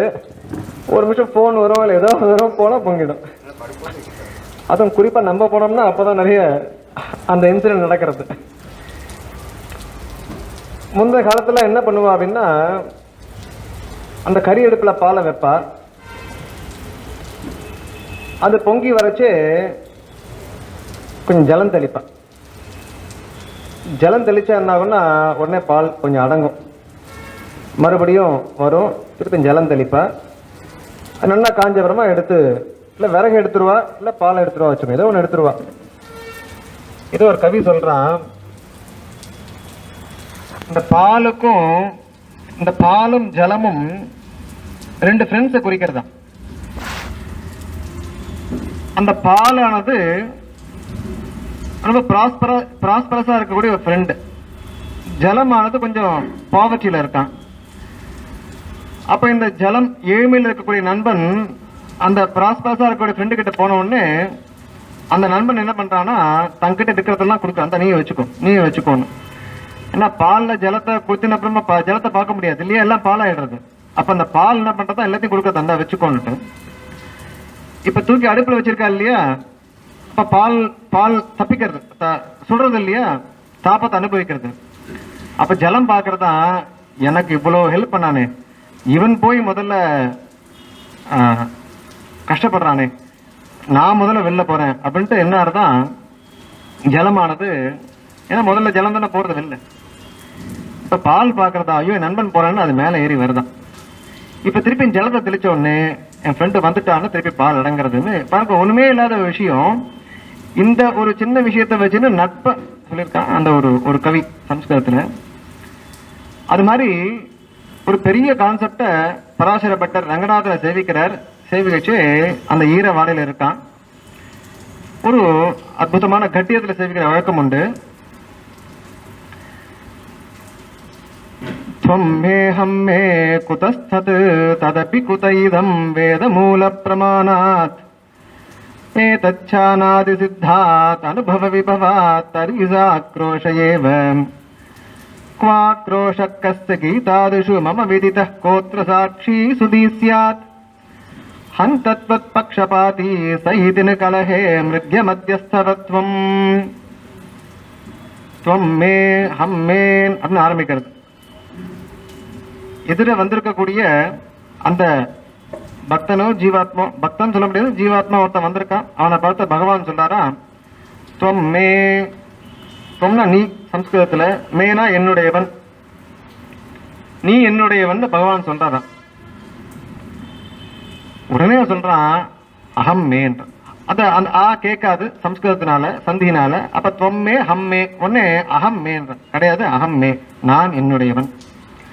அதான் ஆழ்வார் சாதிக்கிறார், யானே என்னை அறியலாதே யானே எந்தனது என்று. பெருமாள் கேட்கிறார், எப்படி அதுன்னு கேட்கிறார். குதஸ்தத்து, குதஸ்தத்துனா எப்படி, எப்படி நீ உன்னுடைய சொல்ற அப்படின்னு கேட்டா இவன் திருப்பி கேட்கறான், ததபி குதஹ, நீ சொல்றது மட்டும் எப்படி, இப்போ நான் சொல்றது இருக்கட்டும், முதல்ல நீ ஏதாச்சும் சொல்ற உன்னுடைய வந்து அப்படின்னு கேட்கறான். உடனே பெருமாள் சொல்றான், இதம் வேத மூல பிரமாணாத். எப்பா வேதத்தை சொல்லியிருக்கேப்பா, வேதத்துல சொல்லியிருக்கேன் ஜீவாத்மா சுதந்திரம் சொல்லியிருக்கேன்னா அதுக்கு உடனே அவன் சொல்றான், ஏ தச்சானாதி சித்தாத் அனுபவ விபவாத். இங்க பாருப்பா, வேதத்தை சொன்னதுல இருக்கட்டும், என்னுடைய அனுபவத்துக்கு நான் நானே தான். I am for me, I exist for my self. அனுபவ விபவாத், எனக்கு தெரியறது ஒண்ணு, இது அனாதி காலமா நான் இருந்துட்டு இருக்கேன். என்னமோ நீ புதுசா சொல்லாத என்கிட்ட. இது நான் எப்போ எத்தனை வருஷமா, நான் இப்போ எத்தனை ஜென்மமா இப்படிதான் இருந்துட்டு இருக்கேன், ஆனா நான் மாத்திக்க முடியாது, சாரி அப்படிங்கிற. அப்ப சொல்றாரு, தரி சாக்ரோஷ ஏவ, நீ அப்படி நினைச்சீனா யூ ஹேவ் பீன் டிஸ்ப்ரூவ்ட் அப்படின்னு Perumal. You have been disproved, இதெல்லாம் நீ ஆர்குமெண்ட்ல செல்லாது, இதெல்லாம் ஏற்கனவே இல்லைன்னு ப்ரூவ் பண்ணியாச்சு. குவாக்ரோஷா, எங்க ப்ரூவ் பண்றதுக்கு அப்படின்னு கேட்கலாம் திருப்பியும். இது ஒரு எக்ஸ்சேஞ்ச் ஆஃப் டயலாக். இது குவாக்ரோஷா கஸ்ய அப்படின்னு கேட்டா யாருடைய, யார் யார் அதெல்லாம் டிஸ்ப்ரூவ் பண்ணான்னு கேட்டா, கீதாதிஷு மம விதிதா. இப்ப நீ கீதையெல்லாம் வாசிச்சது இல்லையா, கீதையில நான் சொல்லியிருக்கேனே ஜீவாத்மா சுதந்திரம் நல்லன்னு சொல்லியிருக்கேன் என்னன்னா. உடனே கேட்கறான், இங்க பாருப்பா கீதையெல்லாம் எப்பயோ ஆச்சு, என்ன அது துவாபர யுகமோ ஏதோ ஒரு யுகம், நீ யார்கிட்ட சொன்னே தெரியாது எனக்கு. கோத்திர சாட்சி, யாரு சாட்சி இதுக்கெல்லாம் நீ சொன்ன, உன் வசனம்லாம் உன்னுடையது, நம்ம யாரும் கேட்க மாட்டோம், ஆனா கேட்கறவா இருக்கா. சரி சுவாமி எல்லாம் ரைட், இப்ப இதெல்லாம் கிருஷ்ணன் தான் சொன்னான்னு என்ன என்ன இப்ப ப்ரூஃப் கேட்கலாமா இல்லையா? இப்ப கீதையில எத்தனை ஸ்லோகம் இருக்குன்னு டிஸ்பியூட் முதல்ல. நம்ம எல்லாம் யோசிக்கிறது இல்லை, நம்ம ரொம்ப கொஞ்சம் விசுவாசம் ஜாஸ்தின்னு வச்சுக்கோங்க. பட் கொஞ்சம் கோணாமன கண்டிப்பா கேள்வி கேட்பான், ஏன் சுவாமி சில கிரந்தங்களை பார்த்தா எக்ஸ்ட்ரா ஸ்லோகம் இருக்கு. தேசிகனே சில இடத்துல வியாக்கியானத்தை சொல்லியிருக்காரு, இந்த ஸ்லோகங்கள்லாம் 3 பேரும் வியாக்கியானம் பண்ணல. யாரு? சங்கராச்சாரியர், பாஷ்யக்காரர், மத்வாச்சாரியர் பண்ணல. இருந்தாலும் தேசியங்காலத்துல சில ஸ்லோகங்கள்லாம் இருந்திருக்கு கீதைன்னு சொல்லி. அப்ப தேசிகன் சொல்றார், இதெல்லாம் பகவானு தான் வெளிச்சம் அப்படிங்கிற தன்னுடைய கமெண்ட்ரியில். இதெல்லாம் கிருஷ்ணனுக்கு தான் தெரியும் அவன் சொன்னானா இல்லையான்னு. ஆக மொத்தம் இவ அக்ரி பண்ண ஸ்லோகங்கள் 700 தான். அந்த 700 ஸ்லோகத்தை தான் வியாக்கியானம் பண்ணியிருக்கான். அப்ப அவன் கேட்கறான், கோத்தை யார் சொன்னதுல யாரு சாட்சி சொல்லுன்றான். சுதி சியாத் என்ற பெருமாள், ஞானிகள்லாம் இருக்காளே, இப்ப ஆச்சாரியர்கள்லாம் இருக்கா, எவ்வளவு பேர் இருக்கான்னா அவன் சொல்றான் ஹந்த அப்படின்றான். ஹந்தனா அலாஸ்ன்னு சொல்லுவான் இங்கிலீஷ்ல. அப்படியா? தொத் பக்ஷபாதி, எப்பா நீ அவெல்லாம் சம்பாவனை பண்ணிட்டு இருக்கா, அவன் வரா பாராயணம் பண்றா, உன் பேரை சொல்லிட்டு இருக்கா, நீ உனக்கு அவனுக்கு டீலிங் இருக்கு, எனக்குன்னு என்ன சொல்லு பார்க்கலாம். தொத் பக்ஷபாதி, எல்லாம் உனக்கு பக்ஷபாத்தியா இருக்கா அப்படின்னு. சஹ இது என்று கலகே, என்று கலகேனா ஒரு மனுஷனோட ஜீவாத்மாவோட கலகம்னா ஒரு வேர்பல் டியூவல், ஒரு சண்டையில மிருக்ய மத்தியஸ்தவத்வம்னு அந்த காலத்துல என்ன பண்ணுவாலாம், ஒரு விஷயத்தை ஒருத்தர் தொலைச்சிட்டா இல்ல யாராவது அபகரிச்சுட்டு போயிட்டான்னு சொன்னா ஒரு சபையில போய் பிரதிஜை பண்ணணுமா. குடப்பாம்பில் கையிட்டவன் சொல்றாலும், அப்ப என் அடியார் இது செய்யாருன்னு அப்ப அதை டிஸ்ப்ரூவ் பண்றதுக்கு சிலதெல்லாம் பண்ணணும். அப்ப குடத்துக்குள்ள பாம்பு இருக்கும், அந்த பாம்பு ஒன்றும் பண்ணாது இவா பக்கம் நியாயம் இருந்ததுன்னா. அதே மாதிரி ஒரு பஞ்சாயத்துன்னு சொல்றோமோ அந்த மாதிரி இடத்துல போயிட்டு ஒரு குளத்திலேயோ இல்லை குட்டையிலையோ போய் உடுத்தின வஸ்திரத்தோட அப்படியே ஸ்நானம் பண்ணி வந்து பிரதிஜை பண்ணணும். அப்படி you have to take oath, fledged பண்ணணும் இல்லைன்னு. அது மாதிரி மிருத்ய மத்தியஸ்தவத்துவம்னு இப்படி இருக்கே பாணின்னு பட்டர் வந்து ரங்கநாத பட் சொன்னாங்க. ஆக இந்த ஸ்வதந்திரதான்ற புத்தி இன்னைக்கு இது ரொம்ப முக்கியமா சொல்ல வேண்டியிருக்கு. ஏன்னா முன்ன காலத்துல எல்லாமே டிபெண்டன்ஸாவே இருந்துட்டோம். அதுல கொள்ளுப்பாட்டி இருக்கு இருப்பா, அப்பா அம்மாவை கேட்பார், அம்மா கொள்ளுப்பாட்டியை கேட்பா. ஸோ ஒருத்தருக்கும் டெசிஷன் மேக்கிங் அத்தாரிட்டி கிடையாது. ஆனா இந்த காலத்துல அப்படி இல்லை. எஸ்பெஷலி நம்ம பசங்களுக்கு பார்த்தோம்னா அடுத்த தலைமுறையில நம்ம ஏகமா பேப்பர் பண்றோம், கேட்டதெல்லாம் வாங்கி கொடுக்குறோம், நினைச்சதை படிக்கிறா, எல்லாம் நல்லா உத்தியோகத்துக்கு போறா. மாசம் பிறந்த உடனே நேற்று கூட சொல்லிட்டு இருந்தார், நான்லாம் இந்த சம்பளத்தை பாக்குறதுக்கே 50 வருஷம் ஆச்சுன்னார். ஆனா நம்ம பசங்க இன்னைக்கு போன உடனேவே லட்சத்துல சம்பாதிக்கிறார். அப்ப இந்த எலிமெண்ட்ஸ்ல என்ன ஆறுதுன்னு கேட்டா அவளுடைய உள்ளுக்குள்ள போய் சேஞ்ச் பண்றது, அகம்மேன்ற எண்ணத்தை உண்டாக்குறது. எல்லாம் டிலே பண்றா. கல்யாணமா வேண்டாம், குழந்தை பெற்றுக்கிறதா இன்னும் போகட்டும். அப்ப என்ன ஆகுது கடைசியில? தானும் நிம்மதி அதை நினைச்சுட்டு இருக்கா, சௌக்கியம் நினைச்சுட்டு இருக்கா. ஏதோ நம்ம மாட்டுக்கு ஆபீஸ் வாங்குறது, போறோம் வரோம், சம்பளம் கொடுக்குறான், ஃபாரின் போயிட்டு வரோம், சந்தோஷமா இருக்கேன், ஒரு குறையில் நினைச்சுக்கிறா. ஆனா அந்த 35-40 வயசு தாண்டினாதான் அந்த கஷ்டம் அப்ப தெரிய ஆரம்பிக்கிறது. அப்ப எல்லாருக்கும் கஷ்டமா இருக்கு. ஏன் அப்படின்னு சொன்னா அந்த தெம்பு ஏதோ ஒன்று கொடுக்கறது. அது எது அப்படின்னா தேவையில்லாத படிப்பு, சுமையான கல்வின்னு சொன்னா தேசிகன். தேவையில்லாத படிப்பு, அந்த தேவையில்லாத படிப்புக்கு இன்னும் சம்பந்தமே இல்லாத அளவுக்கு பணம். அவன் சம்பாதிக்கிறான், அவன் கணக்கு காட்டணும். இதுதான் ஐடி கம்பெனி சொன்னா. ஐடி கம்பெனி ஒரு ஆளுக்கு பைசா வாங்குறான், அதை கொடுத்துதான் ஆகணும் அவன். அதனால சம்பளத்தை ஏற்றி வைக்கிறான். நம்மளோட வேல்யூக்கு யாராவது பைசா கொடுக்கறது இல்லை. அந்த வேல்யூக்கு கொடுத்த சம்பளம் எல்லாம் போயிடுது. அப்ப என்ன ஆகுதுன்னா இந்த ஃபேக்டர்ஸ்லாம் இன்னொன்று, நமக்கு எஜுகேஷன் இருக்கு, ஹெல்த் இருக்கு, எதுவும் கவலை இல்லை, எதுக்குமே பயமே இல்லை இந்த காலத்துல. அந்த காலத்துல எல்லாத்துக்கும் பயம் இருந்தது. ஒருத்தர் சொன்னார், வேதத்துல இப்படி சொல்லியிருக்கு, இதெல்லாம் இப்படி பயந்துருக்காளேன்னு சொன்னா நீ அந்த காலத்தை நினைச்சு பாருப்பா அப்படின்னு. காத்தால எழுந்தா இருட்டுல எழுந்துக்கணும், பின்பக்கம் போகணும் வரணும், எல்லாம் எவ்வளவோ பூச்சி போட்டு. இன்னைக்கும் கிராமத்துல போனீங்கன்னா தெரியும், பூரான் வரும், அது வரும், எல்லாத்துக்கிட்டும் பயம் இருந்தது. நம்ம எல்லாத்தையும் நீங்க ஒழிச்சுட்டு ஜெம்மு சௌக்கியமா இருந்துட்டோம். அப்ப பயம் எப்படி வரும்? அப்ப பயமே இல்லை, எதையும் பார்த்து பயப்படணும் இல்லை. அப்ப நான் இண்டிபெண்டன்ற எண்ணமானது இந்த தலைமுறையில எல்லாருக்கும் சின்னதுல இருந்து நம்ம அப்படியே வளர்க்குறோம். ஏன் ஆத்துல பெரியவா இல்ல, அப்ப அப்பா அம்மா யாரையும் கேட்கறது இல்ல.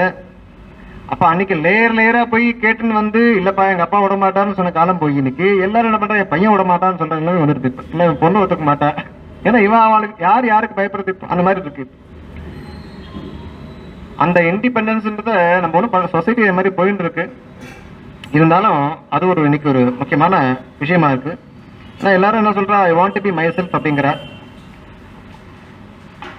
சரி, you want to be your self, but what is that my அப்படின்னு கேட்டா வச்சுக்கோங்க, யாருக்கும் தெரியல.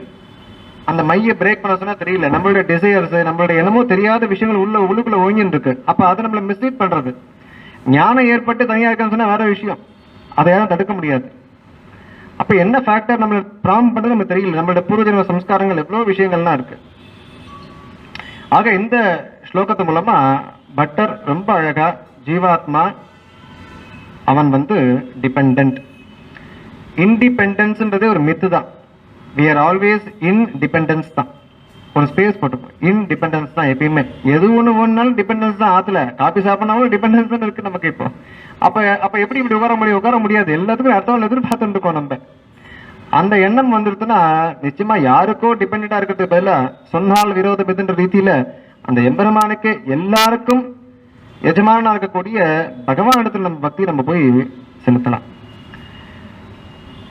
இன்னொரு விஷயம் என்னன்னு கேட்டா, ஒரு குயிக் சம்மரி ஒன்று கொடுக்குறேன். மிச்ச மதங்கள் எப்படி டீல் பண்றா இந்த விஷயங்கள்லான்றத சொன்னதா விசாவி நம்மளுடைய தர்ஷனத்துடைய நமக்கு ஒரு இது தெரியும். ஆஸ்திகம் நாஸ்திகம்னு பிரிக்கிறோம். ரொம்ப குயிக்கா சொல்லிடுறேன். ஆஸ்திகம் நாஸ்திகம் பிரிக்கிறோம். ஆஸ்திகம்னா நம்ம சொல்ற மாதிரி பகவான் இருக்கான்னு நினைக்கிறது ஆஸ்திகம் இல்ல. ஆத்மானு ஒண்ணு பெர்மனண்டா இருக்கு, மாற்றம் இல்லாமன்னு நினைக்கிறவன் தான் ஆஸ்திகன் தர்ஷனங்கள்ல. அப்ப நாஸ்திகான்னு சொன்னா அவன் ஆத்மானு ஒண்ணு பெர்மனண்டா இல்லைன்னு நினைக்கிறான். அன்னைக்கு சொன்னோம், ஐ திங்க் தேர்ஃபோர் ஐ ஆம் சொல்லுவான் இங்கிலீஷ்ல. அதாவது நிறைய வச்சனங்களுக்கு நம்ம சம்பிரதாயத்தை அழகா அன்வயம் பண்ணலாம். ஐ திங்க் தேர் ஃபார் ஐஎம்னா நம்ம சம்பிரதாயம் தான், விசிஷ்டாத்வைதம் தான். ஏன்னா தர்மபூத ஞானம் தான் திங்கிங் கேப்பபிலிட்டி நமக்கு. அது இருக்கிறதெல்லாம் திங்க் பண்றோம் நம்ம. மேட்டர் இஸ் இன் மைண்ட் அப்படிங்கிறான். Matter does not exist outside mind அப்படிங்கிறான். அவன் சொல்றது ஞானம் தான். மைண்ட்னா என்ன ஞானம், தாட் ப்ராசஸ் சொல்றான். நமக்கு பெர்ஃபெக்டா ஃபிட்டா இருக்கு. ஏன்னா மொத்த பிரபஞ்சமும் தர்மபூத ஞானத்துக்குள்ள இருக்கு. அப்ப மேட்டர் எக்ஸிஸ்ட் வித்தின் தர்மபூத ஞானம். அதனால மேட்டருக்கு மைண்டுக்கு சம்பந்தம் இருக்கு நம்ம ஒத்துண்டுக்கிறதுனால. இந்த நாஸ்திக மதம் என்ன பண்றான்னு கேட்டா, எதுவுமே ஸ்திரமா இல்லை. அவளை பொறுத்த வரைக்கும் எதுவுமே ஸ்திரமா இல்லை, இருக்கிற வரைக்கும் என்ஜாய் பண்ணு, அவ்வளவுதான். இதுதான் அவளோட. அதுக்கு மேல பிரஸ்தாவிக்க அவசியம் இல்லை. நம்மளே ஸ்திரம் இல்லைன்றப்ப பகவானை பத்தி சிந்தனை பண்ண அவசியமே இல்லை, யாருமே இல்லை அப்படின்னு சொல்லிடுறான். ஆஸ்திக மதத்துக்கு வந்தோம்னா முதல்ல நியாய மதம்னு இருக்கு. அவளை தான் தர்க்கம்னு சொல்றோம். தார்க்கிகால்னு பேரு. நம்ம எல்லாருக்குள்ளயும் ஒரு தார்க்கிகன் இருக்கான். என்ன, நம்ம எதையாவது ஆர்கியூ பண்ணிட்டு தான் இருக்கோம். நம்மளே காரணங்களை கல்பிச்சுட்டு இல்ல நான் இப்படிதான் நினைக்கிறேன். சாஸ்திரமேவா இருந்தா கூட அது இன்டர்பிரேஷன். எங்க வாத்தியாருடைய ஆச்சாரியோட அப்பா சொல்லுவார், ஆர்த்தடாக்சி இஸ் மை டாக்ஸின்னு சொல்லுவாராம். நான் இருக்கிறது தான் ஆச்சாரம், அவளை பத்தி எனக்கு தெரியாது. அந்த மாதிரி எல்லாம் நம்மளே என்ன பண்றோம், ட்வீட் பண்றோம். இந்த நியாய மதத்தில் என்ன சொல்றான் அப்படின்னா, அன்னைக்கு சொன்ன மாதிரி ஈஸ்வரனை ஸ்ருதி தான் ஈஸ்வரனை சொல்றதுன்னு ஒத்துனுட்டா ஒரு ப்ராப்ளம் வரும் அதுல. ஏன்னா ஸ்ருதியை ஈஸ்வரன் சொன்னான்னு ஒத்துண்டு, ஈஸ்வரன் யாரான்னு கேட்டா ஸ்ருதி சொல்றதுன்னா இப்ப நானே நல்லவன் அப்படின்னு சொல்ற மாதிரி ஆயிடும். அதனால என்ன பண்றான், அனுமானங்களை வச்சு பகவான் இருக்கான்னு, முதல்ல ஈஸ்வரன் இருக்கான்னு ப்ரூவ் பண்றான். ஒரு அனுமானம் மட்டும் பார்ப்போம். இப்ப இந்த வானத்துல நம்ம ஒரு ஹெவி ஆப்ஜெக்ட்லாம் இருக்கு இல்லையா, இப்ப பொதுவா இந்த போன் இப்படி எடுத்துக்கிறோம் வச்சுக்கோங்க, இப்படி விட்டோன்னா துவானுக்கு விழுந்துரும், நிக்காது. அப்ப அவன் சொல்றான், இப்ப வானத்துல பாக்குறோம் சூரியன் இருக்கு, சந்திரன் இருக்கு. இப்ப இதெல்லாம் அங்கங்க நின்று இருக்கா இல்லையா, இதெல்லாம் நிக்கிறதுனா கண்டிப்பா ஒரு சக்தி இருக்கு இதெல்லாம் தரிக்கிறதுக்கு. அப்ப இந்த சக்தி உடையவன் ஈஸ்வரன் அப்படின்னு நிறைய குசுமாஞ்சலியில ஒரு அவர் உதயநாச்சர் நிறைய ஆர்குமெண்ட் எல்லாம் கொடுக்குறாரு.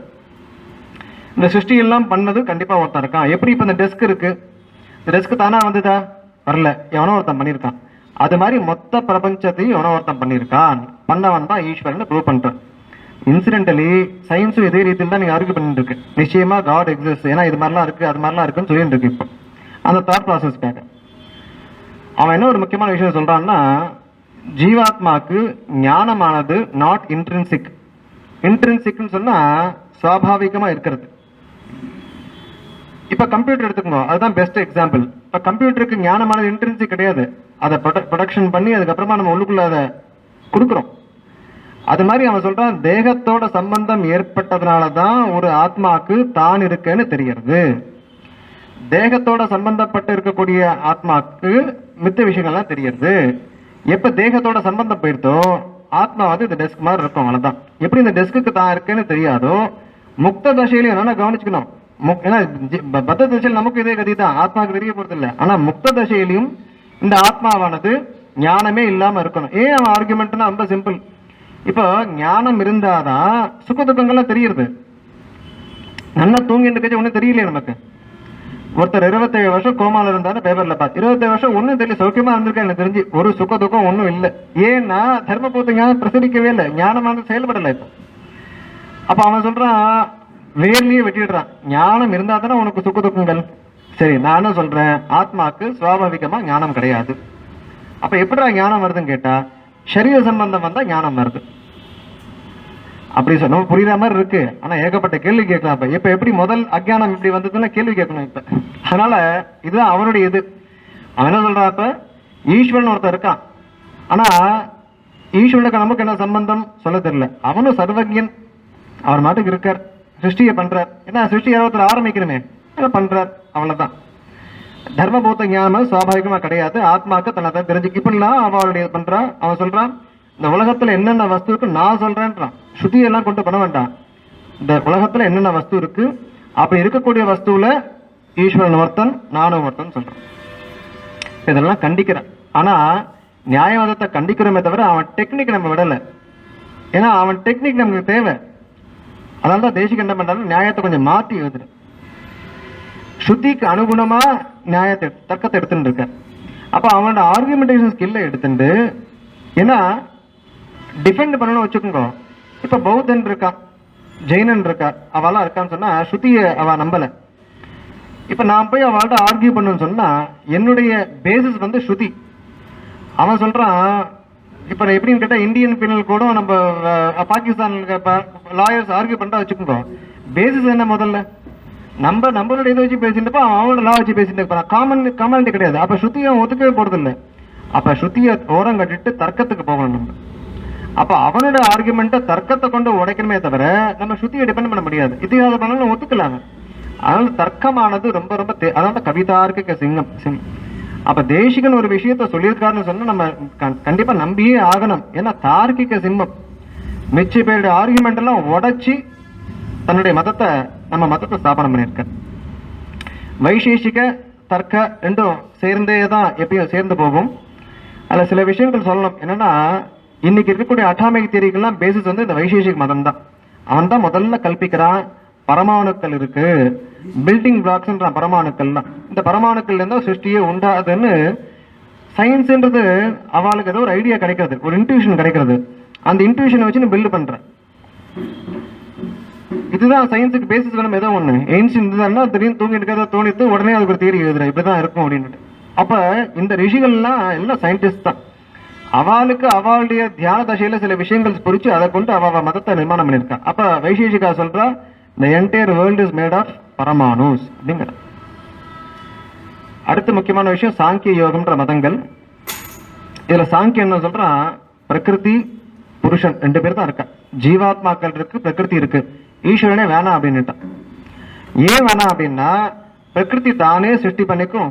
ஈஸ்வரன் என்ன பண்ண போறான், ஈஸ்வரனை சிருஷ்டி பண்ண போறான். அதுதானே நானும் சொல்றேன், பிரகிருதி தானே சிருஷ்டி பண்ணிக்கிறது, ஈஸ்வரன் வேண்டாம், தானே மெயின்டைன் ஆயிக்கும். இப்போ பிக் பேங் தியரி ஏதோ சொல்றது சயின்ஸ்ல என்ன சொல்றான், தானே அது எக்ஸ்பேண்ட் ஆகுது, தானே கான்டாக்ட் ஆகுது, ஏதோ ஃபோர்ஸஸ்லாம் இருக்குன்றான். இதே போறோம் அப்படிங்கிற சாங்கிய மதம். இப்போ ஈஸ்வரனை ஒத்துண்டா என்ன பிரச்சனைனா அவனை யார் வேலை கொடுக்கறது இப்போ? ஏன்னா ஒன்றும் வேலை இல்லை. இப்போ வேலை இல்லாம வேலை உட்காந்து வச்சா தொந்தரவு தான், கலகம் தான். அதனால ஈஸ்வரனே வேண்டாம் அப்படிங்கிறான். எங்களுக்கு பிரகிருதி போறோம், புருஷன் போறோம். ஈஸ்வரன் பண்ண வேண்டிய வேலை பிரகிருத்தியே பண்றது, பிரகிருத்தியே மோட்சத்தை கொடுக்கறதுன்னு அவன் ஆர்குமெண்ட். யோக சாஸ்திரம் என்ன பண்ணா பார்த்தான், இதை இப்படியே எடுத்துக்க முடியாது, நம்ம ஈஸ்வரனை ஒத்துப்போம் அப்படின்னுட்டான். ஈஸ்வரனை ஒத்துப்போம்னா, ஆனா முன்னாடி சொன்ன மாதிரி ஈஸ்வரன் சிருஷ்டிக்கு ஏதோ காரணமா இருக்கான், ஜீவாத்மாக்கு ஹெல்ப் பண்றான். அப்பப்ப கஷ்டம் வந்தா அங்க போய் அழுதா, சரி நான் ஹெல்ப் பண்றேன். எதுக்கு ஹெல்ப் பண்றேன் அப்படின்னா உன்னுடைய ப்ராசஸ்க்கு பக்தி யோகத்தை அஷ்டாங்க யோகத்தை பண்றதுக்கு ஈஸ்வரன் ஹெல்ப் பண்றான். அவ்வளவுதான் ரோல். மிச்சப்படிக்கு நம்ம சொல்ற மாதிரி நம்மளை தரிக்கிறான், காப்பாத்துறான் இத்தியாதி விஷயங்கள்லாம் அவளை சொல்லல. இப்ப சில பேர் கேட்டுட்டே இருப்பாளோ, இல்லையா இல்லையான்னு சொன்னா அதுக்காக ஒரு விஷயத்த வேணும் எப்போ ஆத்துல, இங்க பாருப்பா இது இதோட தாங்க முடியல, எங்க ஆத்துல இருக்கு அப்படின்னு சொல்ற மாதிரி இந்த சாங்கிய யோகிகள்லாம் ஒரு ஈஸ்வரனை ஒத்துண்டு எங்களுக்கு ஈஸ்வரன் உண்டு அப்படின்னு சொல்றா. அதுக்கு மேல கேள்வி கேட்டா அவகிட்ட பதில் இல்லை. ஈஸ்வரன் ஒருத்தர் இருக்கார், அவ்வளவுதான். ஆனா வேதத்துல சொல்லப்பட்ட மாதிரி பிரம்மத்துக்கு குணம் இருக்கு, அந்த பிரம்மமானது மொத்த ஜகத்துக்கும் காரணமா இருக்குன்றது அவெல்லாம் ஒத்துக்கல. அடுத்து மீமாம்சா என்ன பண்ணான்னு கேட்டா அவனும் ஈஸ்வரனை ஒத்துக்கல. இது ரொம்ப வியப்பா இருக்கும். அவன் தேவதைகளை ஒத்துன்னு இருக்கான். அவன் அக்னியை ஒத்துக்கிறான், சூரியனை ஒத்துக்கிறான், சந்திரனை ஒத்துக்கிறான். ஆனா இந்த தேவதைகள்லாம் மேல இருந்து கவர்ன் பண்ணக்கூடிய ஒரு ஈஸ்வரன் எங்களுக்கு வேண்டாம் அப்படின்ட்டு. ஏன்னா அந்த மீமாம்சா ஸ்கூலோட பிரயோஜனம் என்னன்னு கேட்டா, இங்க இருந்து யாகம் பண்ண வேண்டியது, சொர்க்கத்துக்கு போகணும், மேல் உலகத்துக்கெல்லாம் போக வேண்டியது, இன்பத்தெல்லாம் அனுபவிக்க வேண்டியது, கிரெடிட் கார்டில் இது பேலன்ஸ் காலியான திருப்பி வரா மாதிரி திருப்பி பூமிக்கு வர வேண்டியது, திருப்பி வேதத்தை வச்சுட்டு அந்த காலத்துல எந்த ஒரு விஷயம் வேணும்னாலும் அதை வேதத்தை கொண்டுதான் பண்ண முடியும். ஒரு சந்ததி வேணுமா புத்திர காமேஷ்டி யாகம், இன்னைக்கு மாதிரி ஃபெசிலிட்டிலாம் அந்த காலத்துல இருந்தா தெரியல. எது ஒன்றாலும் வேதத்தை வச்சுதான் போகணும். அப்ப சொர்க்கத்துக்கு போகணுமா, இதுல சரீரத்தோட சொர்க்கத்துக்கு போற கான்செப்ட்லாம் உண்டு. அப்ப இன்னைக்கு பார்த்தா அதெல்லாம் நாட் பாசிபிள்னு தோணல. ஏன்னா இன்னைக்கு பாருங்க எல்லாம் போறானா இல்லையா, ஒரு கவச்சம் ஒரு சூட்டெல்லாம் போட்டு இதோட சரீரத்தோட மூணுக்கு போறான், அடுத்து எங்கெங்கெல்லாம் அனுப்ப போறான் அடுத்து. அப்ப சரீரத்தோட போகுதுன்றது ஒன்றும் பெரிய விஷயம் ஒன்றும் இல்லை. இன்னைக்கு இருக்கிற டெவலப்மெண்ட்டை பார்த்தா என்ன ஒண்ணு அந்த காலத்துல சயின்டிபிக்கா இல்லாத மாதிரி இருக்கும். ஆனா கான்செப்ட் வைஸ் பார்த்தீங்கன்னா நிச்சயம் உண்டு. அரியணைக்கு ஸ்ரீமத் ராமாயண வாசியனை கட்சி சகரனுக்கு 60,000 பிள்ளைகள் பிறக்கிறார். அவன் என்ன பண்றான்னு கேட்டா ஒரு இதுல பானையை வச்சு அந்த கர்ப்பத்தை ஸ்பிட் பண்றா. இன்னைக்கு அதெல்லாம் அதுதான் பண்ணிட்டு இருக்கா இன்னைக்கு. அப்ப கான்செப்ட் வைஸ் எல்லாமே இப்ப கன்சீவ் ஆயிருக்கு அந்த காலத்துல.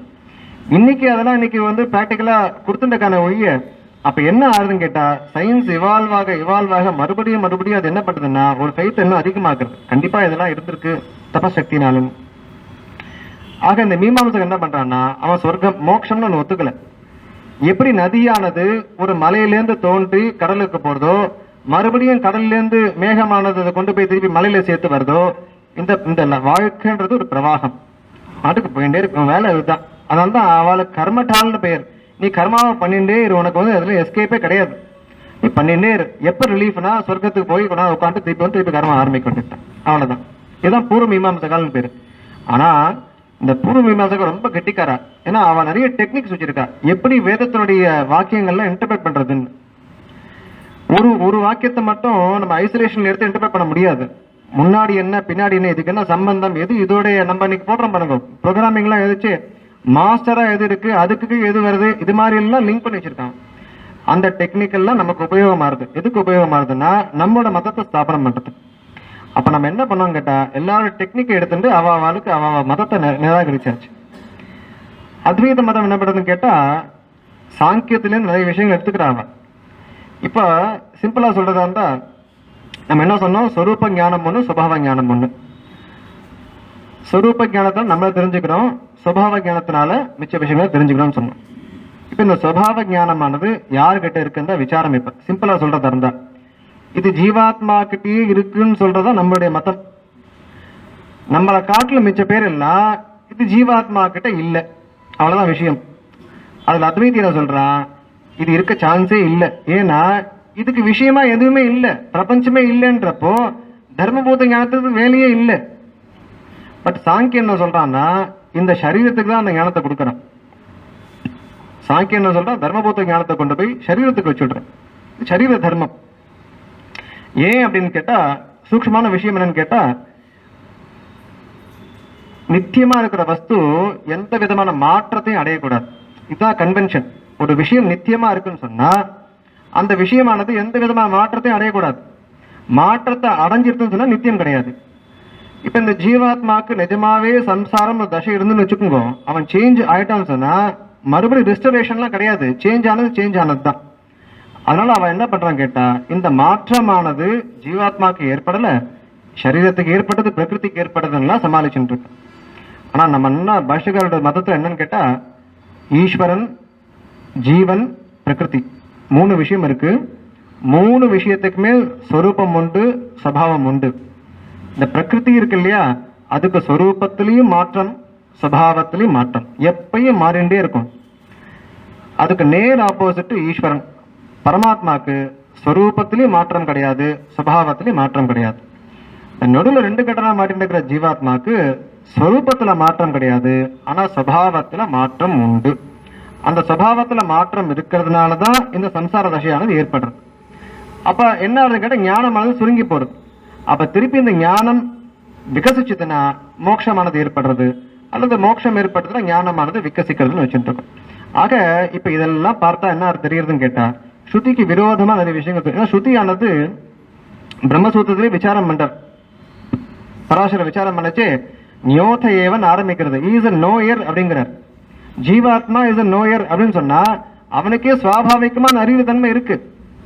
அப்ப ஸ்ருதிக்கு அனுகுணமா பாஷ்யக்கார நிர்வாகம் பண்ணச்சே மிச்ச மதங்கள்லாம் கண்டிச்சு இந்த ஜீவாத்மாக்கு ஸ்வரூப ஞானம் ஒண்ணு உண்டு, சுபாவ ஞானம் ஒண்ணு உண்டு.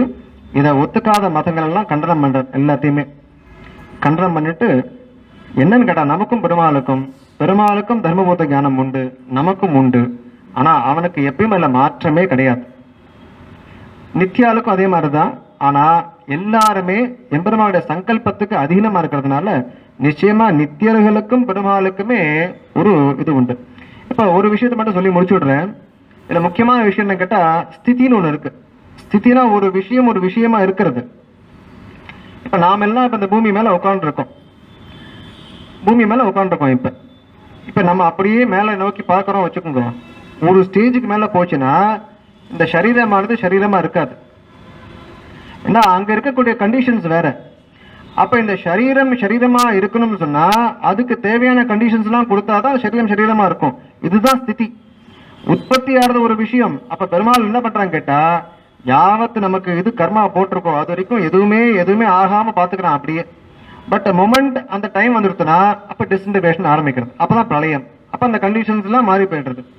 ஆக மொத்தம் 3 விஷயம் மொத்த பிரபஞ்சத்துக்கும், அதான் அசேஷ சித்தஜித் வசு சொல்றது காரணம் என்னன்னு கேட்டா, எம்பெருமான் இந்த பூலோகத்துல இருக்க, அதாவது இந்த பிரபஞ்சத்துல இருக்கிற எல்லா விஷயத்தையும் உற்பத்தி பண்றதுல இருந்து, அவைகளை மெயின்டைன் பண்றதுல இருந்து, அவைகள் அழிஞ்சா கூட தான் காப்பாத்துறான். என்னன்னா சொரூப நாசம் ஏற்படாம பெருமாள் பாத்துக்கிறான். அதுவும் அவனோட சங்கல்பம் தான் எல்லாமே. அதனால அப்படிப்பட்ட பரமாத்மாக்கு ஜீவாத்மாக்கள் எல்லாருமே சேஷபூதர்கள். இங்கேயோ அங்கேயோ நமக்கு கைங்கரியம் தான், உபாயம் அவன்தான், உபேயம் அவன்தான், அடைவதற்கு வழியும் அவன்தான். அடைஞ்ச அப்புறம் என்ன பண்ண போறான்னா அவனுக்கு கைங்கரியம் பண்றது, அவனை அடையிறதா நமக்கு, அவன் திருவடி தான். அதான் துவயத்தினுடைய இது சாரம் அதுதான். அந்த திருவடியே உபாயமா இருக்கு, அந்த திருவடியே உபயமாவும் இருக்கு. இதெல்லாம் கொண்டு அழகா ஸ்தாபனம் பண்ணி கொடுத்துருக்கார்.